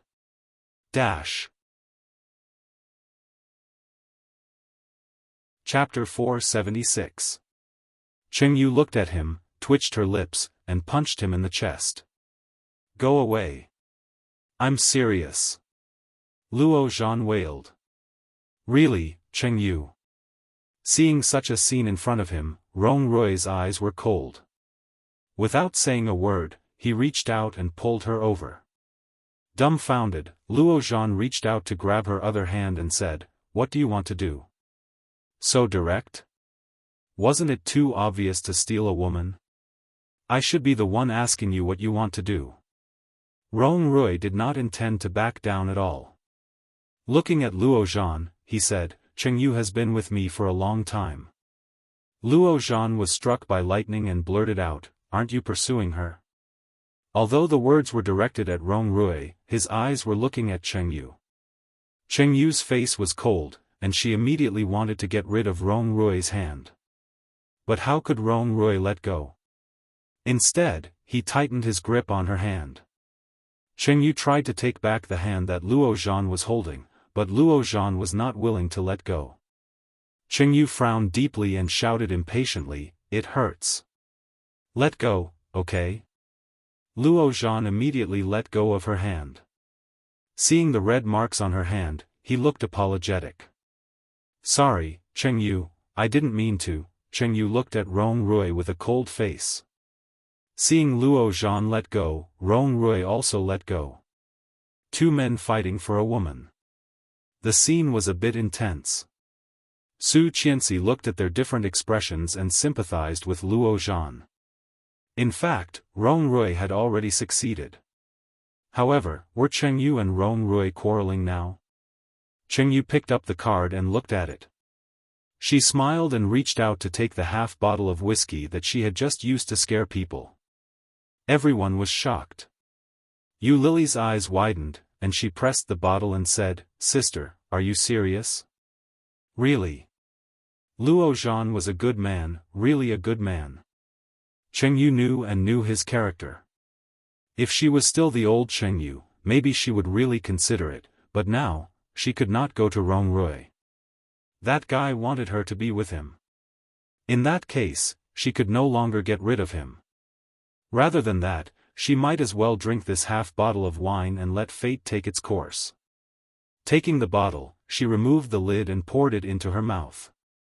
Luo Zhan was frightened and quickly grabbed the bottle from her hand. However, she had already drunk several mouthfuls, and her face was red. Su Qianxi also stood up and said, "Well, it's just a game. Why so serious?" Luo Zhan held the bottle in his hand with a bitter face. He nodded repeatedly and said, "Let's not play anymore. In fact, it's not fun.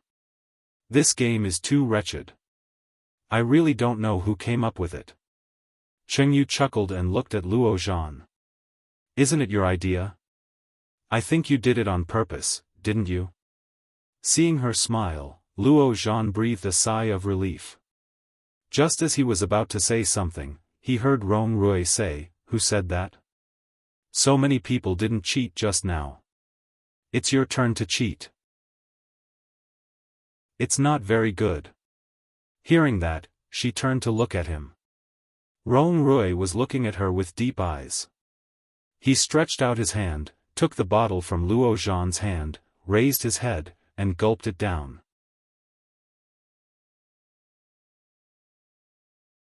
Chapter 477. Slamming the empty bottle on the table, Rong Rui's cheeks were slightly red, and he took a breath. His lips were bright red. "I apologize for what happened the day before yesterday." Then he walked toward the door. Chengyu looked at his back and asked, "Where are you going?" There was no response. "I'm going to have a look." Chengyu picked up her bag and chased after him. Luo Zhan felt that his sincere heart had been completely crushed into pieces by Rong Rui's scheming means. Luo Zhan clutched his heart and slumped on the sofa, looking up at the ceiling in despair. He sniffed and said sadly, "Did you hear that?" "What?" Su Qianxi asked cooperatively. "Oh." Luo Zhan wailed, clutching his heart. "The sound of my heart breaking." Rong Rui walked very fast. When Chengyu walked out, he was already gone. She ran all the way to catch up with him. When she saw his back, he had already entered the elevator. She hurriedly pressed the button, and the elevator door was opened again. She gasped slightly, looked at him, and walked in. Rong Rui drank a little too much, and he finished it in one breath. The effect of the alcohol came quickly, and in such a short time, Rong Rui's face had already become red. Walking out of the door of Palace No. 1, the cold wind blew, and Rong Rui's footsteps slightly swayed. Chengyu immediately went to hold him and scolded, "Why are you pretending when you can't drink? Is it interesting?" Rong Rui did not answer. Instead, he held her hand and looked at her with his amber eyes. But soon, he closed them. "My head hurts, nonsense." Chengyu yelled at him and helped him find his car. The alcohol she had just drunk was too strong. At this moment, her footsteps were a little unstable, and her head was dizzy. Rong Rui noticed her strangeness and took her car key. "Don't drive. It's dangerous. Take a taxi." Then, he had reached out and stopped an empty taxi. Rong Rui was sent to the back seat by Chengyu. When she was about to leave, she was pulled in. Chengyu exclaimed, and when she came back to her senses, the door had been closed. Rong Rui told her the address, which was Chengyu's. After paying the fare and getting off, Rong Rui became more dizzy, and so did Chengyu. Seeing the gate of the community where she lived, she was in a trance. Why did she bring Rong Rui over? Strange, let's go. Rong Rui pulled her. His steps were not steady, but he still knew the way. Entering the elevator and finding her door, Rong Rui reached into her bag for the key.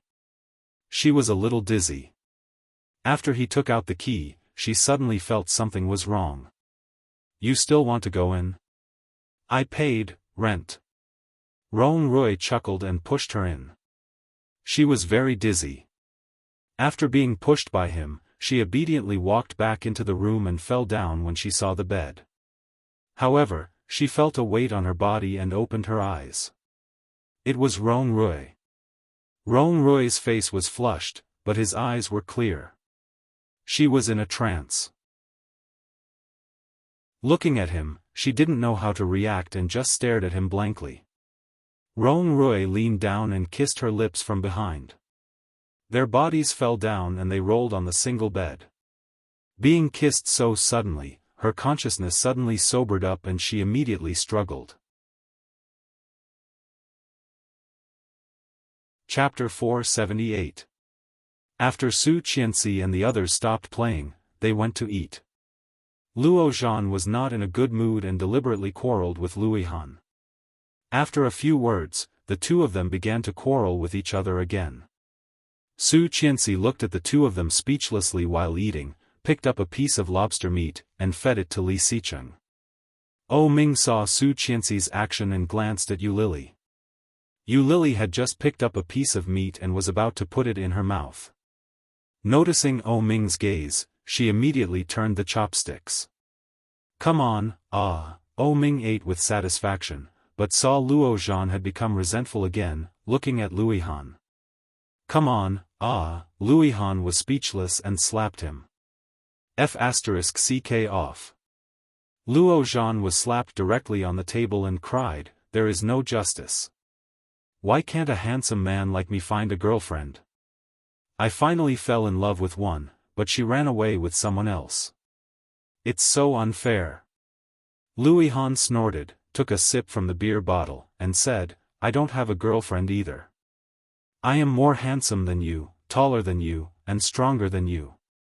If you want to be single, I will be ahead of you. How old are you?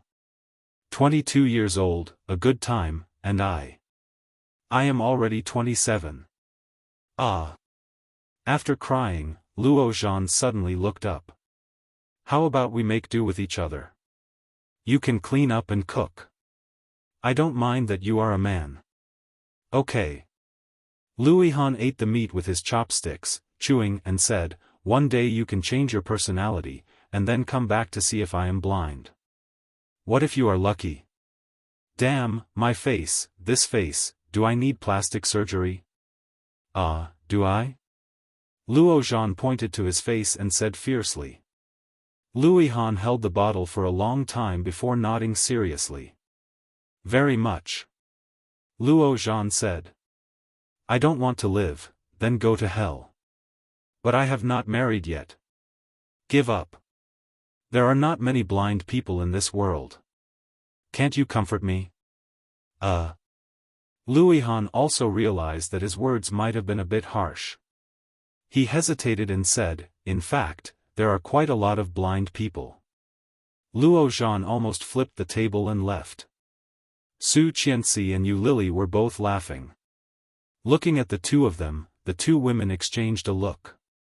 After the meal, they soon parted ways.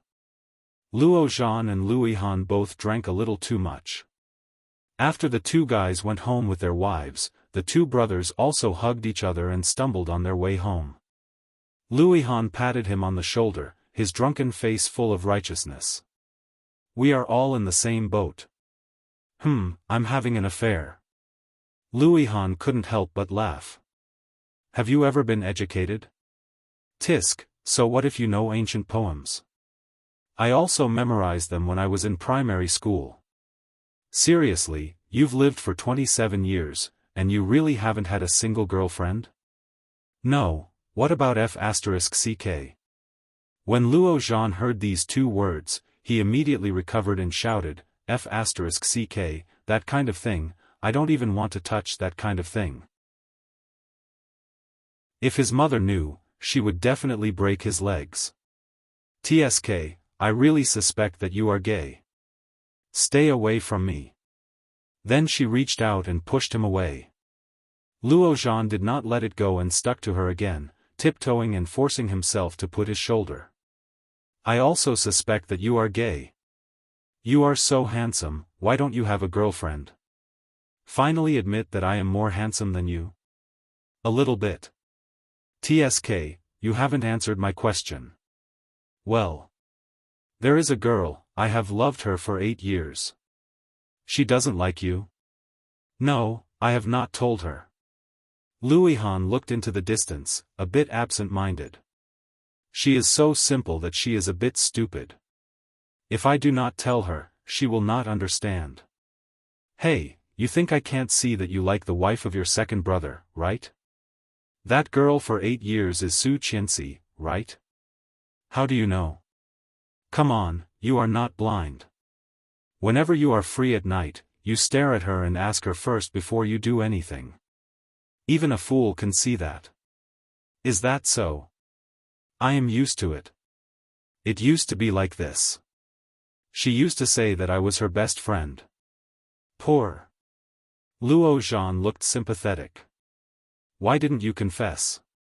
Maybe if you did, she would have chosen you.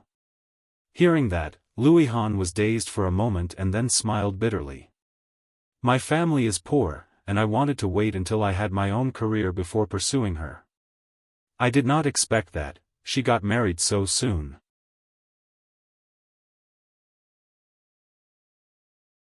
Chapter 479. Okay. Okay, I'm home. You can go back.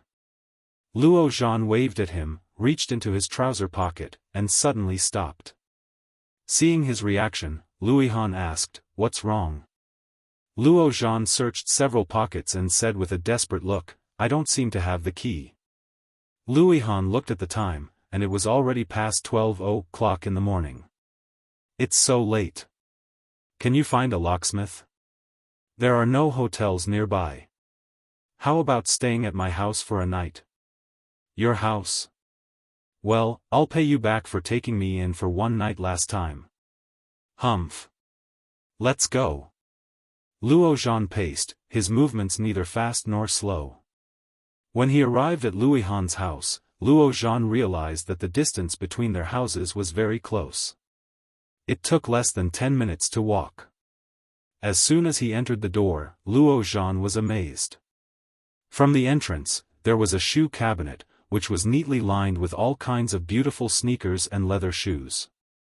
Further inside, the white sofa was as clean as new, with a fruit plate and a laptop on the coffee table. The white dining table was covered with an elegant tablecloth, and in the middle of the tablecloth, there was a vase with 2 green roses on it. It was very fresh, with a fresh smell and a fresh environment. On the wall of the living room, there were photo frames. There were Louis Han himself, Su Qianxi, his work partners, and Yu Lily when he was in his school uniform. Luo Zhan looked around and went into the kitchen. He found that the whole house was clean and spotless, and all the tableware in the kitchen was upside down on the shelf. Opening the refrigerator, Luo Zhan took a bottle of Coke and drank it directly. When he came out, he shouted exaggeratedly, "God, is this a man's house? You live alone?" Yes. Louis Han glanced at his expression and threw the clothes he took from his house last time at him with contempt. Do you think it's like your dog house? Luo Zhan took it and smelled the fragrance on the clothes. His expression was very complicated. Compared with yours, mine is really a doghouse. And there was no comparison at all, okay? Louis Han raised his eyebrows and said, "I'll clean up a guest room for you. You go take a shower first."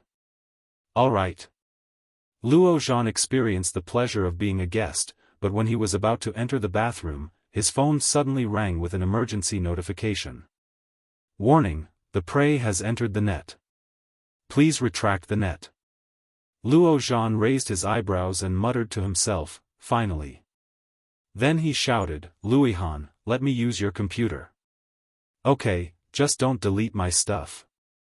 Luo Zhan got the nod, immediately turned on the computer, and directly entered the trap he had already set for that person.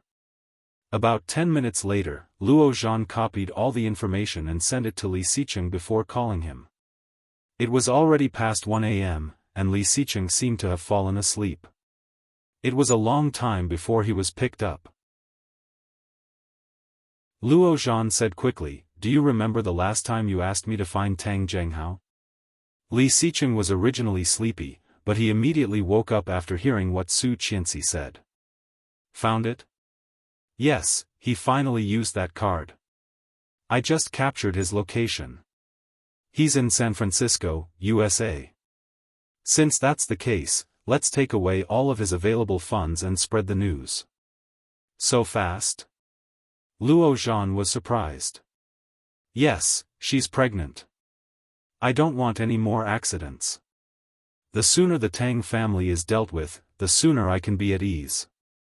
Although the Tang family had fallen, if Tang Zhenghao was left alone, there would be too many variables.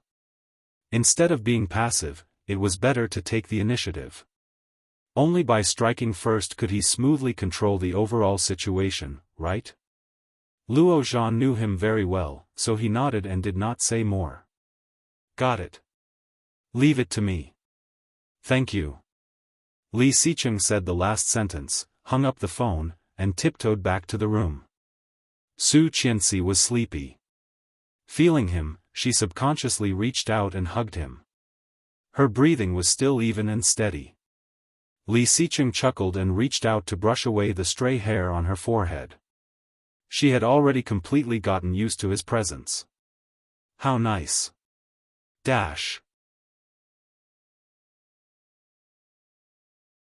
Chapter 480. Su Qianxi had a good sleep, but it was not enough. It was definitely not a good feeling to be woken up early in the morning. Feeling that his hand was pinching her nose, she frowned and slapped him. However, she was caught firmly and lifted up. She opened her eyes with a pout. After seeing Li Xicheng, her head drooped again. I'm so sleepy. Sleep on the plane. Li Xicheng pulled her up.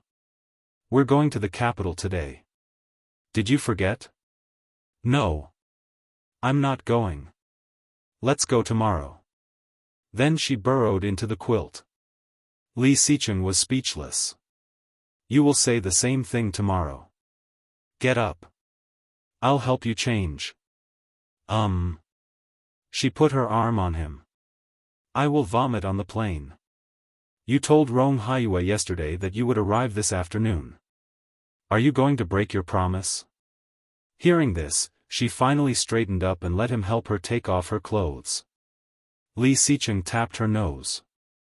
You are getting lazier. Although he said so, he still patiently helped her change. From the beginning to the end, she did not even look up. Done. Oh. She immediately opened her eyes, got out of bed, and went to the bathroom. After washing, Li Xicheng had already prepared her bag in a small suitcase with a few pieces of clothing in it. Let's go. Wait for me. I'll put on some makeup. No makeup. Pregnant women should stay away from these things. But I look so pale. Look at my face. She complained. It's pale and yellow. So ugly. Not ugly. You look better than many people with makeup. Really? Really? Then I'll put on some lipstick. However, Li Xicheng walked up and took her lipstick away. Picking her up, he shouted, Let's go. Eat first and then leave. She pouted, but she was not as strong as him, so she had to give up. After breakfast, Li Xicheng took a taxi to the airport. On the plane, Su Qianxi could not fall asleep and called, Honey. The more I think about it, the more I feel that our children might really be twins. Last night, I dreamed that a little boy and a little girl came to play with me. They asked you to name them. Li Xicheng heard her words and turned his head. His face, which had always been cold, seemed to have a smile. I'll take it? Yes. She looked at him expectantly. Grandpa will definitely name them. You can give them pet names. Hearing this, Li Xicheng pondered for a moment. Su Qianxi could not wait any longer and said, How about Li Debao and Li Erbao? Li Xicheng was silent for a second and looked at her. Then, Baby Li, Li Bebe? Su Qianxi changed another one. Isn't that what children usually have? Lie down and let me think about it. Obviously, he did not like the name she had given him. Puffing her cheeks unhappily, she threw the blanket away and turned her back on him. Li Xicheng smiled, leaned on the chair, and thought. It took 3 hours to get from Kingstown to the capital. When they arrived at the capital international airport, it was already noon. Chapter 481. Be careful. Li Xicheng held her. Let's go down and talk. Okay. Su Qianxi was taken off the plane by him. After they took their luggage, they took a taxi to the hotel they had booked. The weather in the north was cold, and the surrounding trees were all bare. Looking into the distance, all he could see was a stretch of gray. This was the legendary haze. Su Qianxi looked back and saw that Li Xicheng was actually searching for the children's nicknames.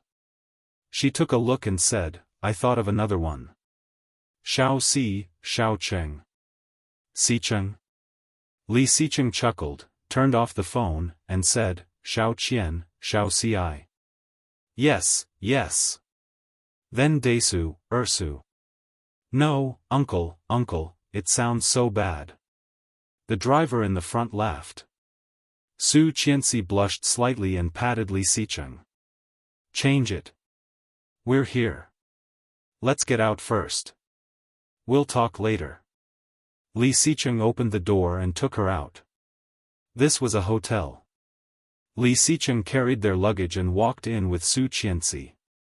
After the couple booked a suite and had dinner, they went to the home address that Rong Haiyue had given them. The place where Rong Haiyue lived belonged to the capital military area. The hotel they stayed in was the best hotel near where he lived. Su Qianxi and Li Xicheng bought some gifts before walking in that direction. Suddenly, Su Qianxi inadvertently looked back and saw a smooth and soft white BMW driving past. The profile of the driver's seat was extremely familiar. There was a bit of traffic on the road, and the car was driving very slowly. Su Qianxi looked over, and the person in the driver's seat seemed to feel her gaze and looked over. Rong Xian saw that it was her, slightly dazed, but quickly turned back indifferently and rolled up the window, blocking Su Qianxi's view. What's wrong? Li Xicheng saw that she did not leave and whispered. Do you see that woman? Su Qianxi pointed to the BMW. It's Rong Xian. Li Xicheng saw the car, and his eyes suddenly became obscure. He gently pulled her. The Rong family is nearby. Let's go. Rong Haiyue was practicing shooting with his daughter in the backyard.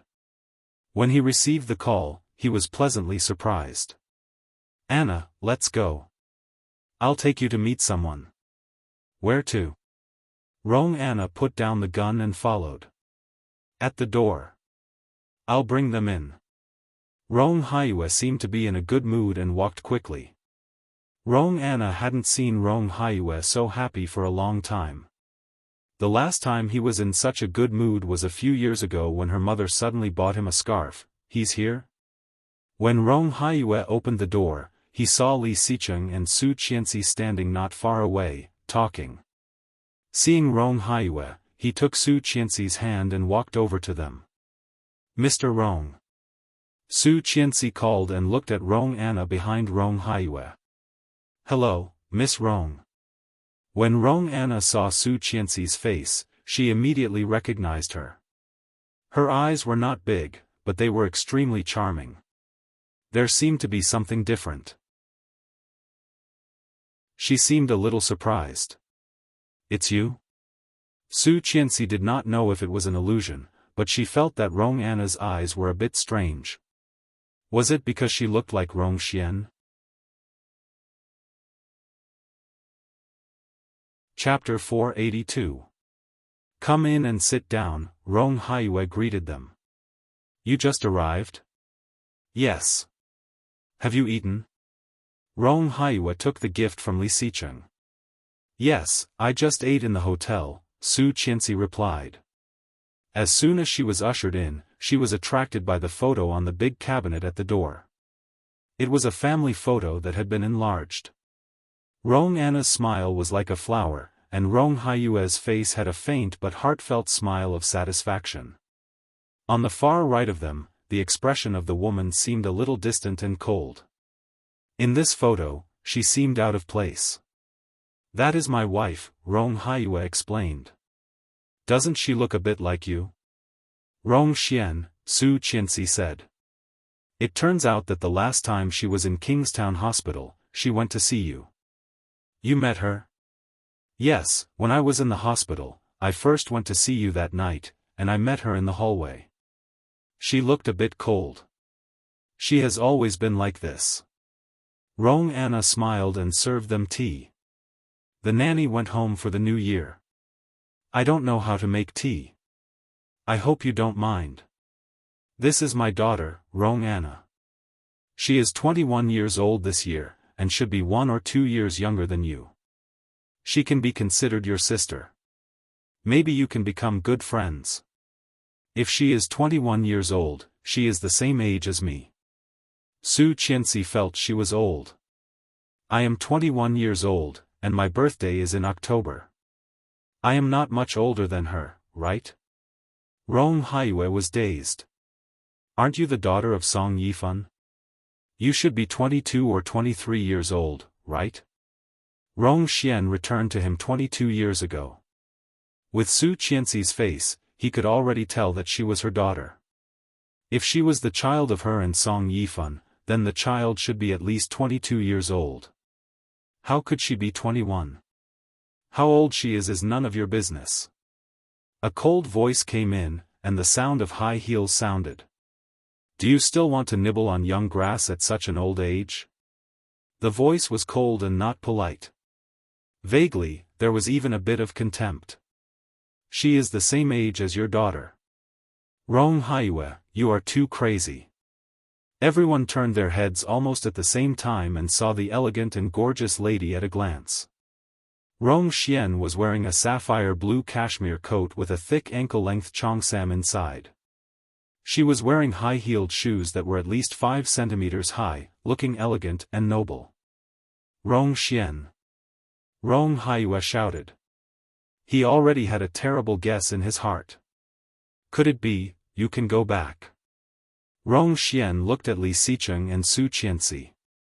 "We need to deal with our family affairs.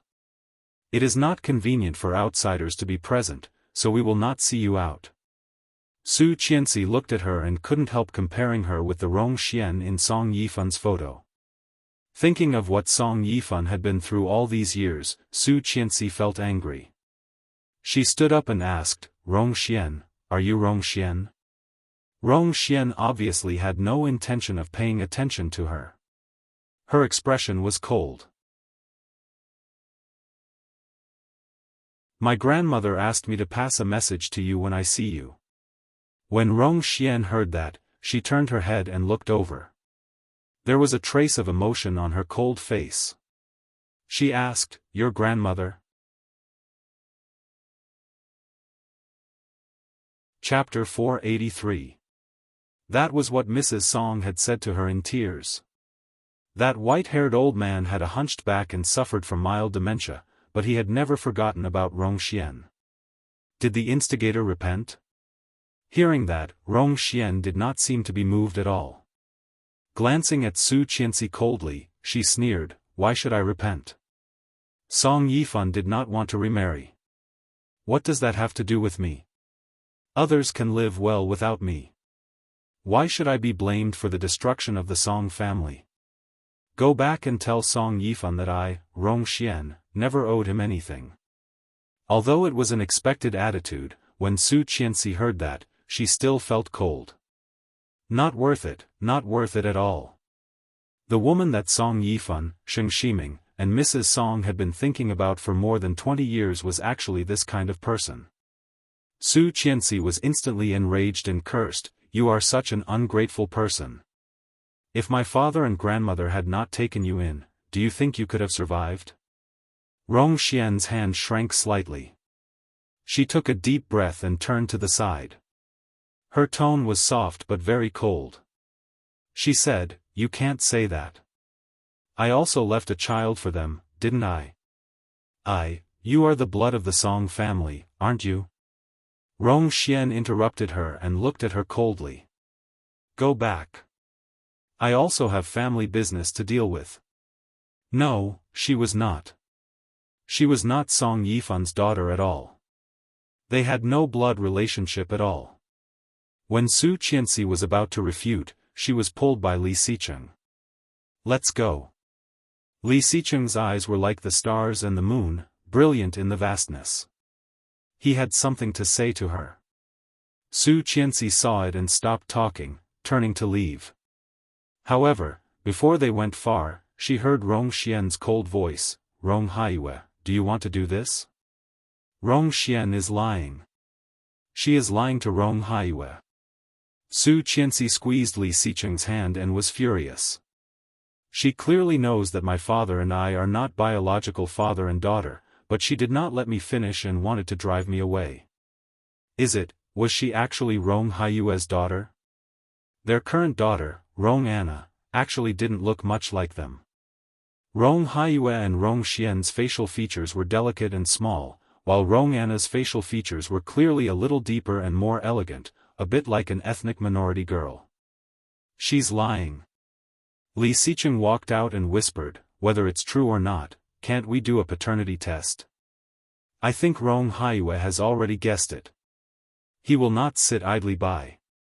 No, I'm just here to thank you, not to recognize my father. Su Qianxi rubbed the corner of her clothes. If I am not Rong Haiyue's daughter, then what about Papa Song? I don't think that's what you should be worried about, Li Xicheng said ambiguously, looking in the direction of the Rong family. Rong Anna had already run out, and just then, a sports car passed by behind them. Su Qianxi turned her head and saw a tall figure walking down. Su Qianxi's pupils suddenly shrank. Looking at the other half of the body, she vaguely felt a bit dangerous and familiar. The person also seemed to feel Su Qianxi's gaze and turned to look. The moment he saw Su Qianxi, he was slightly surprised, but soon smiled. Hi. Update. The update for the leader and the president will be postponed to tomorrow. Chapter 484. It was him, Bo Xiao. Bo Xiao was no shorter than Li Xicheng, and even stronger than Li Xicheng. At this moment, he was wearing a military green mid-length casual suit jacket. He was straight, with a chic brooch on his left chest. His hair was dyed a fashionable brownish yellow, slightly curled. At this moment, he got out of the car with a polite and elegant smile on his face. Long time no see, Mr. Li, Mrs. Li. I didn't expect to see you here. Su Qianxi looked at him. This voice, this image, was impressively a noble gentleman. But faintly, Su Qianxi subconsciously overlapped him with another violent and rude man. For a moment, she was slightly dazed. Rong Anna ran out, panting and looking at the man in front of the car. She went up and said, Xiao, my parents are quarreling again. Let's go in and talk to them. Bo Xiao seemed to be a bit helpless. Oh, I can't help it. I'm too tired. Let's go. Don't fight later. Bo Xiao closed the door and threw his sunglasses in. Soon, he nodded slightly to them and said, Excuse me. After that, he walked into the Rong family with Bo Xiao. Although the pace was fast, it was not too slow. This was the result of years of cultivation. Ordinary people could not pretend to be calm and generous. After Bo Xiao and Rong Anna went in, Li Xicheng slowly asked, What's wrong? Su Qianxi looked in that direction and suddenly came back to herself. Gently shaking her head, she said, No, it must be an illusion. What did you see? I'll tell you when we get back. I am sleepy. Okay. Li Xicheng held her in his arms and quickly walked out of the alley and onto the road. When returning to the hotel, Su Qianxi took off her clothes and lay in bed. After thinking for a long time, she said, Honey, I think. She paused and turned her head, only to find that Li Xicheng had disappeared. Honey? She got out of bed and walked out of the living room barefoot. Today, the sun was a bit bright. The golden sunlight shone through the large floor-to-ceiling windows, and the whole room was warm. Li Xicheng was sitting on the sofa and playing with the laptop he brought. On a large dark background, there were codes that she could not understand. His fingers were jumping quickly, and the sound of typing came from the keyboard. She wanted to scare him from behind. Standing on her tiptoes, she tried not to make a sound as she walked, careful and careful. Suddenly, she rushed forward and put her hands on his shoulders.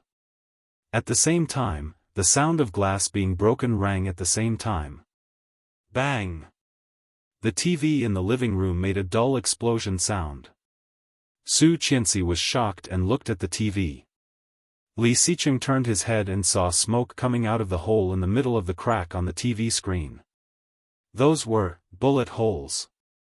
Li Xicheng's heart skipped a beat. He pushed her hard and rolled to the side with her in his arms. Bang! There was a small hole in the leg of the table, and both sides were transparent. If it hit him, Su Qianxi screamed and trembled. He pulled a stool in front of him, pulled Su Qianxi, and growled, "Keep up." Fortunately, they were very close to the door at the moment. Li Xicheng escorted her to the porch and immediately pressed the emergency button.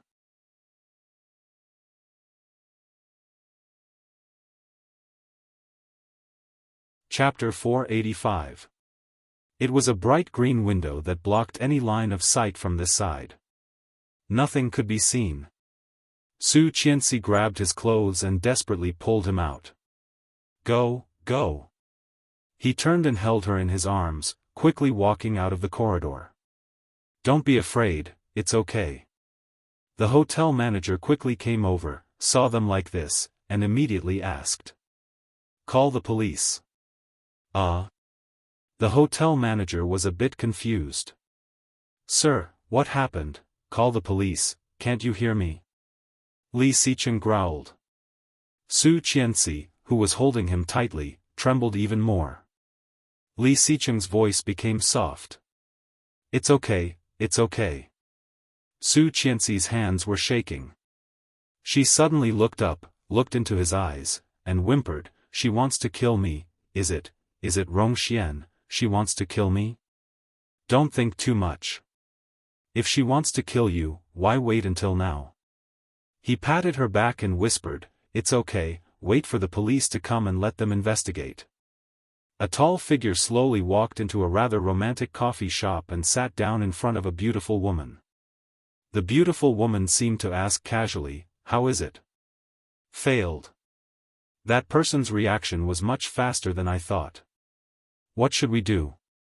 If she recognizes us or catches us, we will all die." The tall man chuckled. "Oh, my fiancé, you are doubting my intelligence.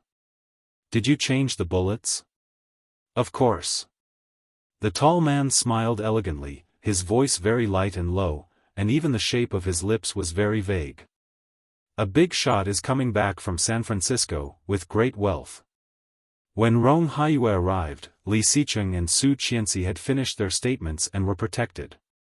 Su Qianxi was obviously frightened, holding Li Xicheng and not letting go. Seeing Rong Haiyue coming, she looked a bit dazed. "Are you okay?" Rong Haiyue approached slightly and whispered. Li Xicheng gently shook his head, looking at him with a pair of cold eyes, deep and vast, hiding unspeakable kindness and unkindness, extremely complicated. "What about Rongxian?" Su Qianxi asked. "Where was she in the afternoon?" Rong Haiyue was slightly stunned. "She has been at home since you left, until she called me just now." Then he thought of something. "You suspect her?" "Impossible." Rong Haiyue's face was full of certainty. "Back then, she could leave me, a newborn child, at the door of the orphanage. Now I suddenly appeared and ruined her good deeds for so many years." She looked at Rong Haiyue with some sadness. "Except for her, I can't think of anyone who wants me dead so much. Every shot was aimed at her body." the bullet pierced through the floor-to-ceiling window and the chair. If it had hit her, she would probably be dead by now. No one was not afraid of death, especially someone like Su Qianxi who had died once. Clearly seeing the fear and distrust in her eyes, Rong Haiyue opened his mouth, but in the end, he did not say a word. The sound of high heels was getting closer. Rong Haiyue turned his head and saw a slender figure in sapphire blue stopping behind them.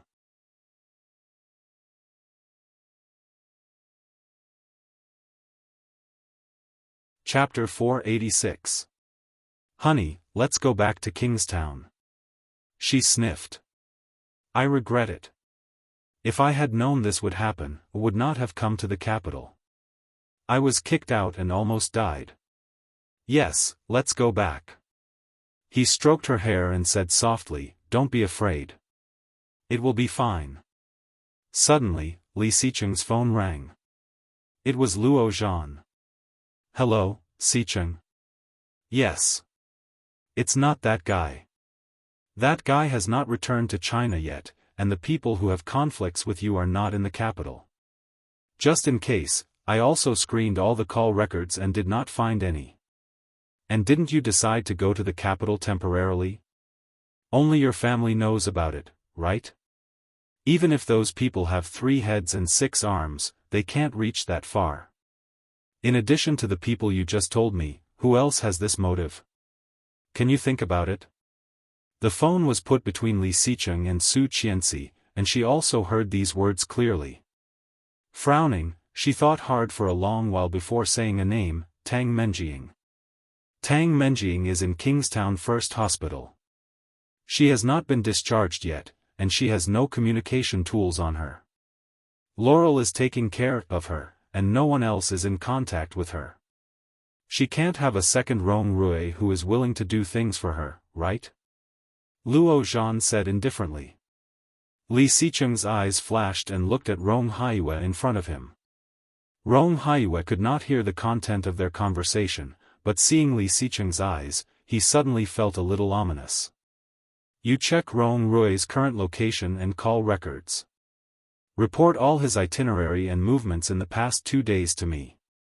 Okay. Hearing Rong Rui's name, Rong Haiyue's face became a bit dignified. He said, Rong Rui is my nephew. I know, Li Xicheng said quietly.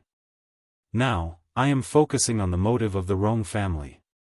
First, Rong Rui is against us. Now, almost no one knows that we came to the capital except you. However, such a thing can happen. You don't believe it if it is an accident, do you, Major General Rong? I have no motive to do this. You know, if I wanted her to die, I would not have saved her in the first place. Rong Haiyue was anxious and looked at Li Xicheng. She is very likely to be my biological daughter. How can I want to hurt her? Su Qianxi heard the words, looked up at him, and then looked behind him. Rong Xian stood, looking at Rong Haiyue with a complicated look. Rong Haiyue, you think too much. This is Song Yifan's daughter. Your daughter's name is Rong Anna. Have you forgotten the name you gave her? She is the same age as Anna.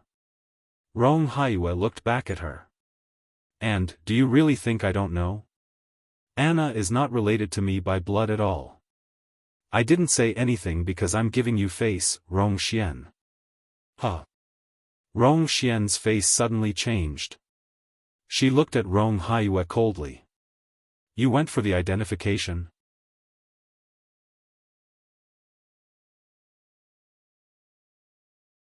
Chapter 487. Rong Haiyue's voice was a bit loud, and the police outside looked over. Rong Xian immediately closed the door and locked it. For a time, there were only 4 of them in the room, 2 couples. Rong Haiyue looked at Rong Xian as if he was looking at a madwoman. He reached out and grabbed her arm. Staring at her with reddish eyes, he asked word by word, back then, you were really pregnant and gave birth to the child, but you lost my daughter, right? Rong Xian looked at him with pity and did not speak. Such an attitude undoubtedly confirmed Rong Haiyue's guess.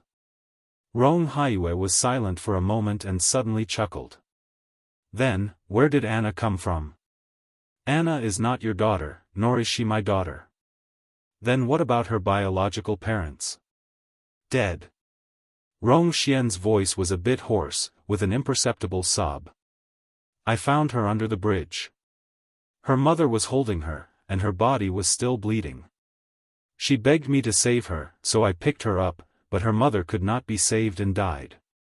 Then, Rong Xian chuckled and looked at Rong Haiyue with pity. Her mother told me that Anna was pregnant by a whore. Do you think it's tragic? A bastard, ha! Rong Haiyue's heart felt like it had been hammered. An indescribable pain almost burst out. With a big hand, Rong Haiyue slapped her hard in the face. Rong Xian was hit suddenly, and she was caught off guard. Her feet were crooked, and her whole body fell to the ground.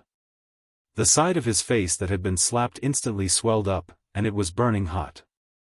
Rong Xian was a bit dazed, covering her face and looking at Rong Haiyue, who had been taking care of her for more than 20 years, incredulous. Startled, Su Qianxi let out a cry. Rong Xian looked at the hatred in Rong Haiyue's eyes and suddenly laughed loudly. You hit me? Rong Haiyue, you actually hit me? Ha ha ha. You can't stand it? Do you know that when she was young, I went to buy 2 buns and threw them on the ground.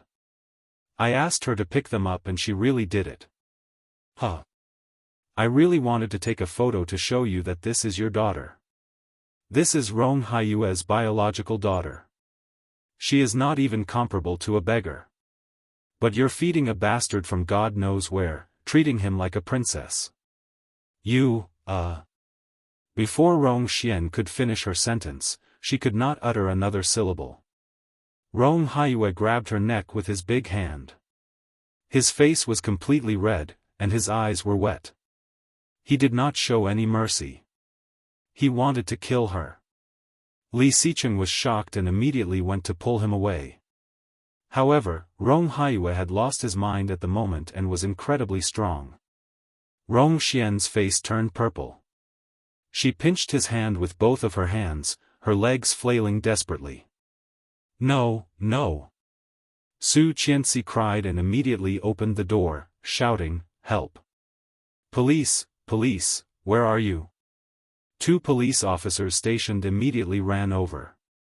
Seeing the situation inside, the 3 joined forces to pull Rong Haiyue away. And Rong Xian's neck had been strangled with a layer of purple, looking extraordinarily hideous. Rong Haiyue was pulled away. With red eyes and a red face, he shouted and was about to rush to Rong Xian, hysterically saying, Rong Xian, what do I owe you? You have to do this to me. Rong Xian covered her sore throat, her eyes moist because of the pain. She sneered coldly, her voice hoarse, but indifferent to the bone. She said, You deserve it. Dash.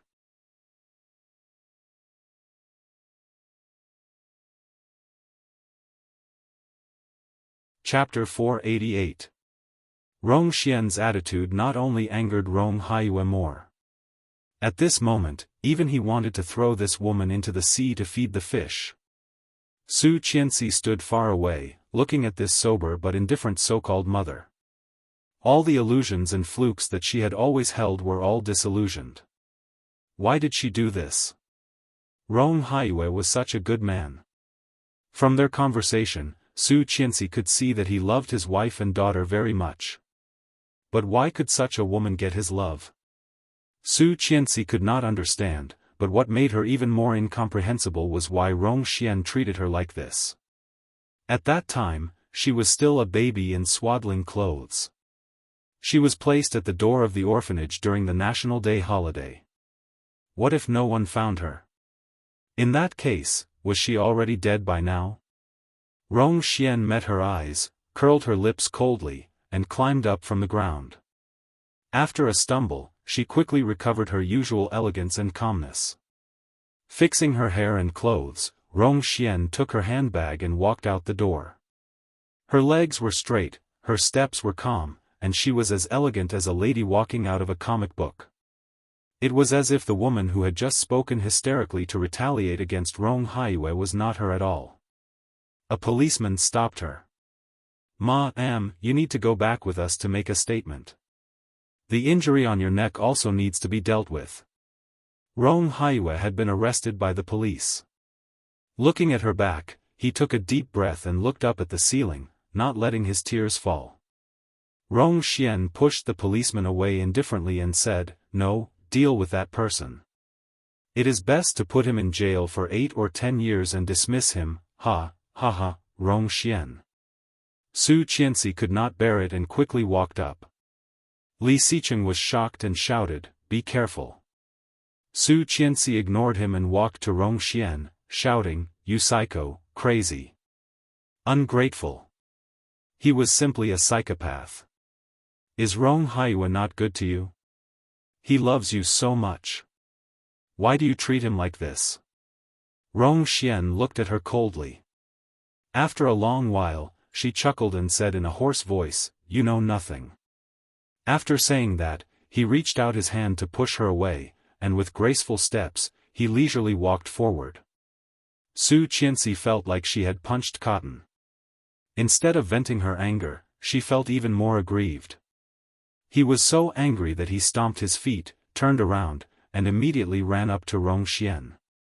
However, just as he was about to say something, he saw the tears flowing down Rong Xian's cheeks. That pair of eyes that were extremely similar to her own hid deep and obscure emotions, like regret, enlightenment, and pain. As tears flowed down, they were exposed in front of her eyes. However, Rong Xian immediately wiped away her tears and walked even faster. She walked around her in large strides and quickly left. Su Qianxi froze, watching the 2 police officers ready to take Rong Haiyue away. Why? Rong Haiyue did nothing wrong. Rong Anna was playing games at home. The door was opened, and the elegant sound of high heels approached. Rong Anna didn't need to look to know who it was. She didn't raise her head and shouted, "Mom, you're back. Where's Dad?" No one responded.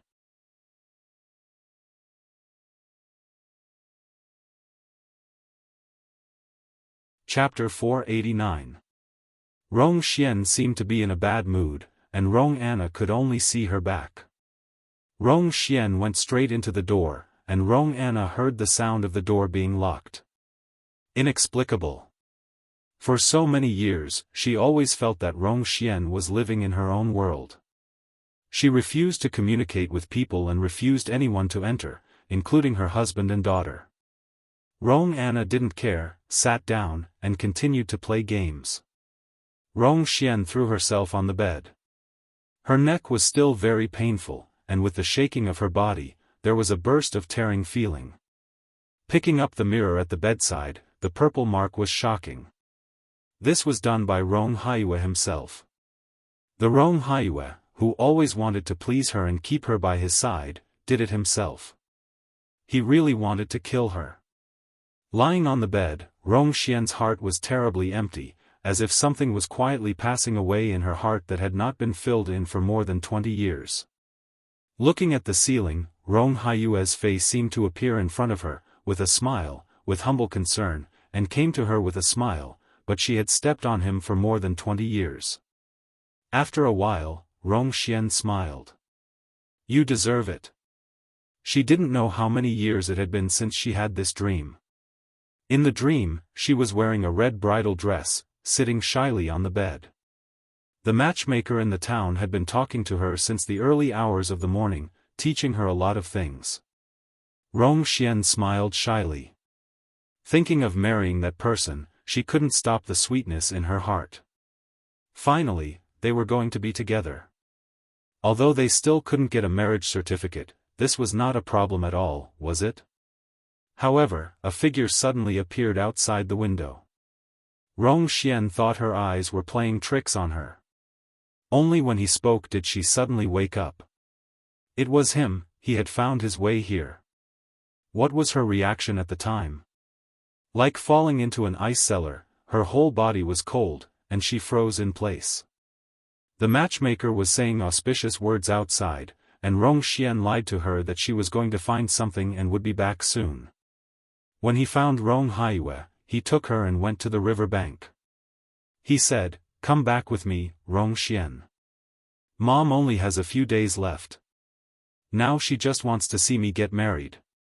Come back with me and fulfill her last wish, okay?" Rong Xian forgot what she had said. She did not know which sentence had angered Rong Haiyue. There was a cement road that had just been repaired, and there was still a large patch of grass that had not been flattened. He pulled her into the bushes. Rong Xian cried and begged him not to. However, every time she called him brother, it triggered the anger in his heart. He entered her mercilessly, and when he realized that she had lost her virginity, he flew into a rage. Xian. It was Song Yifan.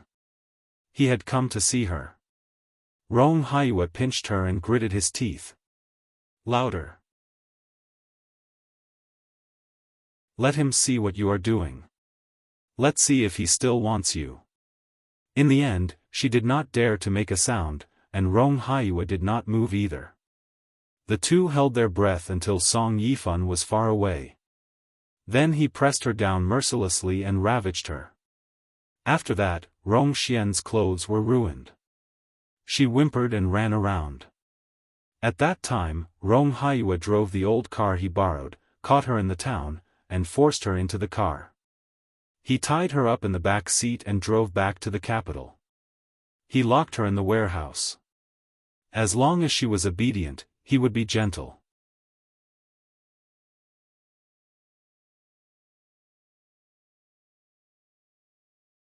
Chapter 490. She didn't want it, she didn't want it. She cried and said, "You are the brother, and this is called incest." He pressed her down mercilessly, using his body to tell her that it wasn't. She was his child bride, and she was destined to marry him, wasn't she? The huge phone rang, and Rong Xian suddenly woke up from her sleep. She wiped her face, which was already wet. The phone was still ringing. She picked it up, and it was a strange number. It was Kingstown. She picked it up, and neither side spoke. After a few seconds, there was a soft female voice. "You want to accuse him? It was clearly your fault. You angered him, so he would do that to you. You are at the police station?" "Yes." "Let the police answer the phone." Su Qianxi was silent for a moment, feeling that Rong Xian would hurt him, so she did not move. "You called me to ask me to let him go, didn't you?" Rong Xian chuckled, and her voice was still hoarse. "Domestic violence, the police can't do anything about it. I will not accuse him. Ask them to let him go." "Really?" Su Qianxi was a bit surprised and handed the phone to a staff member. Sure enough, after he answered the phone, he looked at Su Qianxi strangely. When Rong Haiyue came out, it was already late at night. Su Qianxi was so sleepy that she lay in his arms, half asleep. Suddenly, she saw Rong Haiyue coming out and was a bit surprised. "You're out." Rong Haiyue saw her surprised little face, and a pair of sharp eyes were sad. "I'm sorry." Su Qianxi was dazed, feeling a bit strange about his sudden apology. "I hurt you.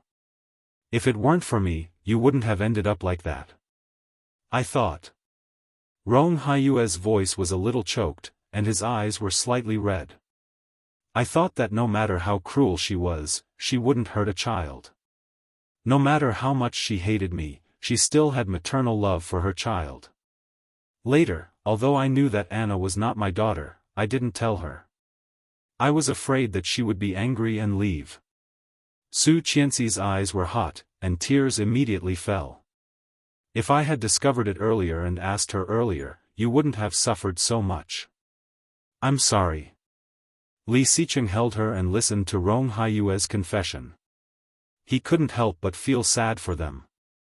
Shortly after dawn, Rong Haiyue asked Su Qianxi to go to the hospital for a test, and she agreed. Later, Su Qianxi did not sleep all night. Rong Haiyue sent someone to protect them. After letting Su Qianxi rest, the two of them got on the plane back to Kingstown. After getting off the plane, he received a WeChat message from Rong Haiyue. It was a picture.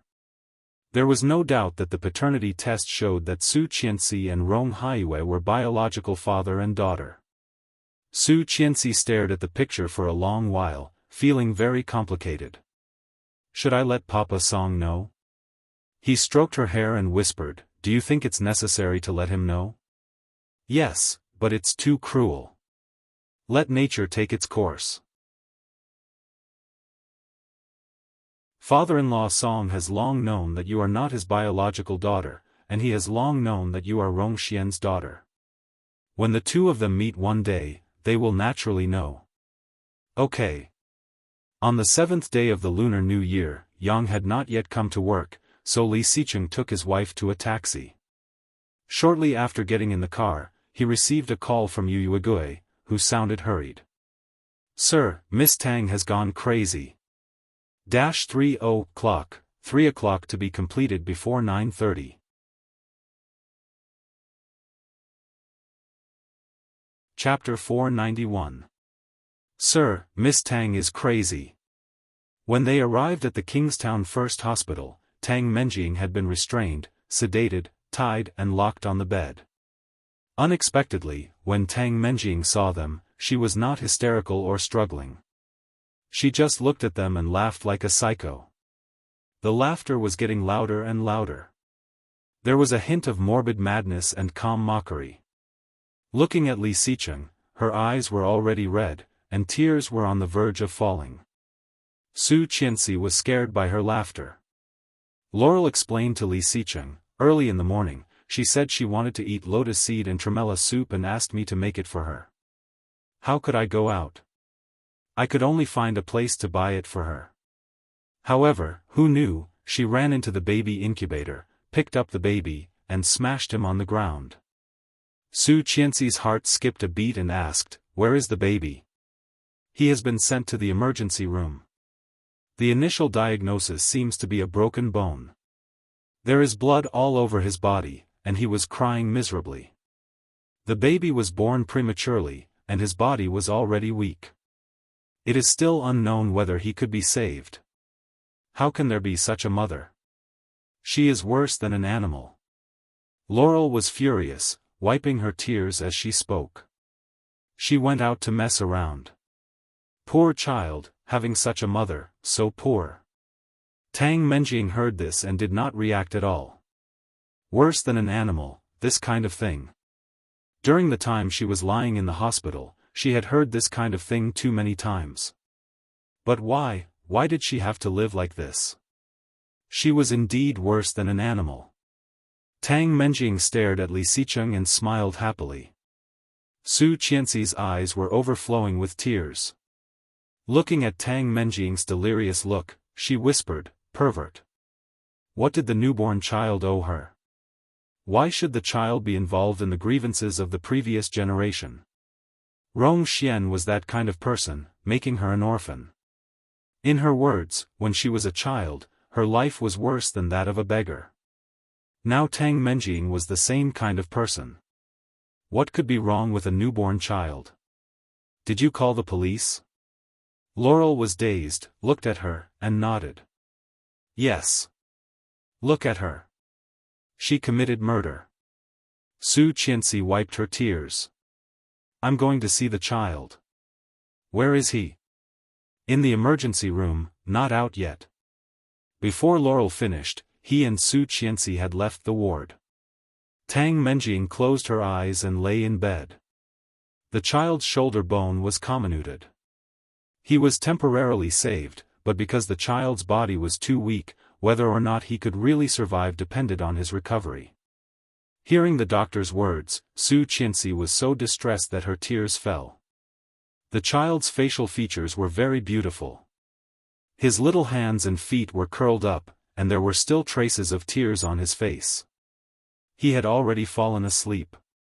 She seemed to have nothing to do with Tang Menjing, but she was born by such a woman.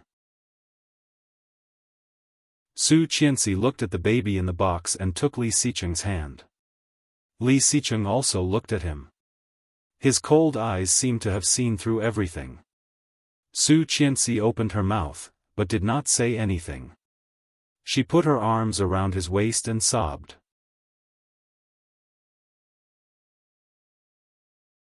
Chapter 492. Think about it. This is Tang Menjing's child, the child of the Tang family.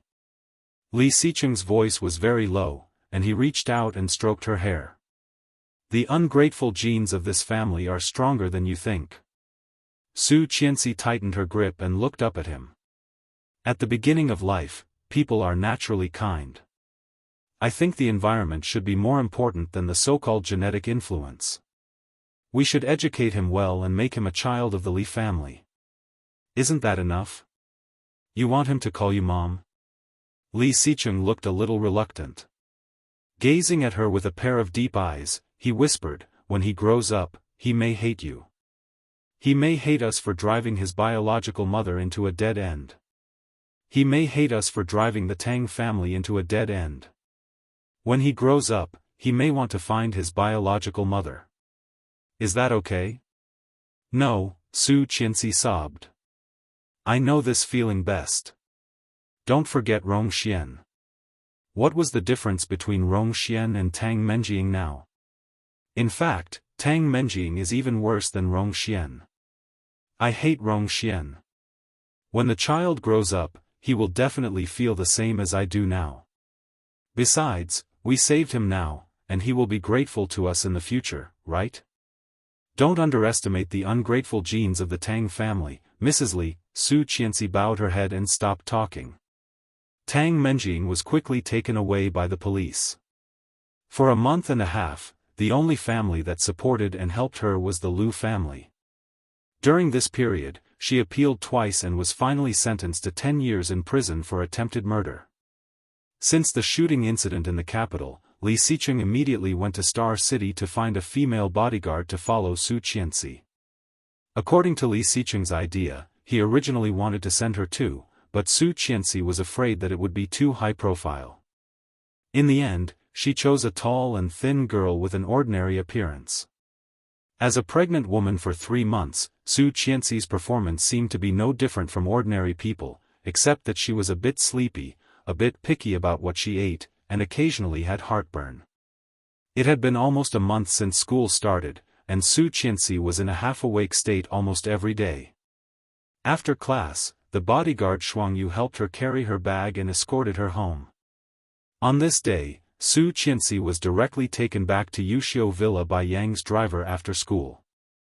There were also 2 bodyguards standing at the door. When they saw her return, they bowed slightly to her. Su Qianxi had long been used to this scene and walked in calmly. As soon as she got home, she smelled the hot and sour fish Nanny Rong made for her. Su Qianxi dropped her bag and went into the kitchen, almost drooling. Washing her hands, she sat at the table and asked, "Where is he?"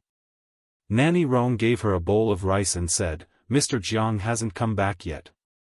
I heard that the company has been very busy recently. By the way, I heard that Tang Menjing went crazy and was locked up in a mental hospital. Did Mr. Jiang tell you what happened?"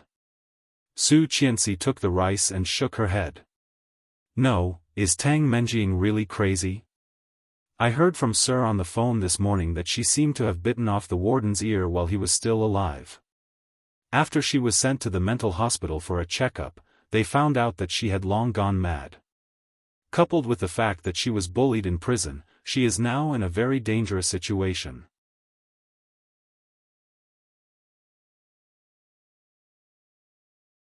Chapter 493. Don't be impatient. Mr. Li is doing this for your own good. You should have listened to Captain Li and not let you go to school. Mr. Li can't argue with you. It's better to send a few more people. If something goes wrong, it will be bad. I know. Su Qianxi had a good appetite. After eating 2 bowls of rice, she went upstairs with her bag. After the shower, Su Qianxi heard the sound of breathing in the room.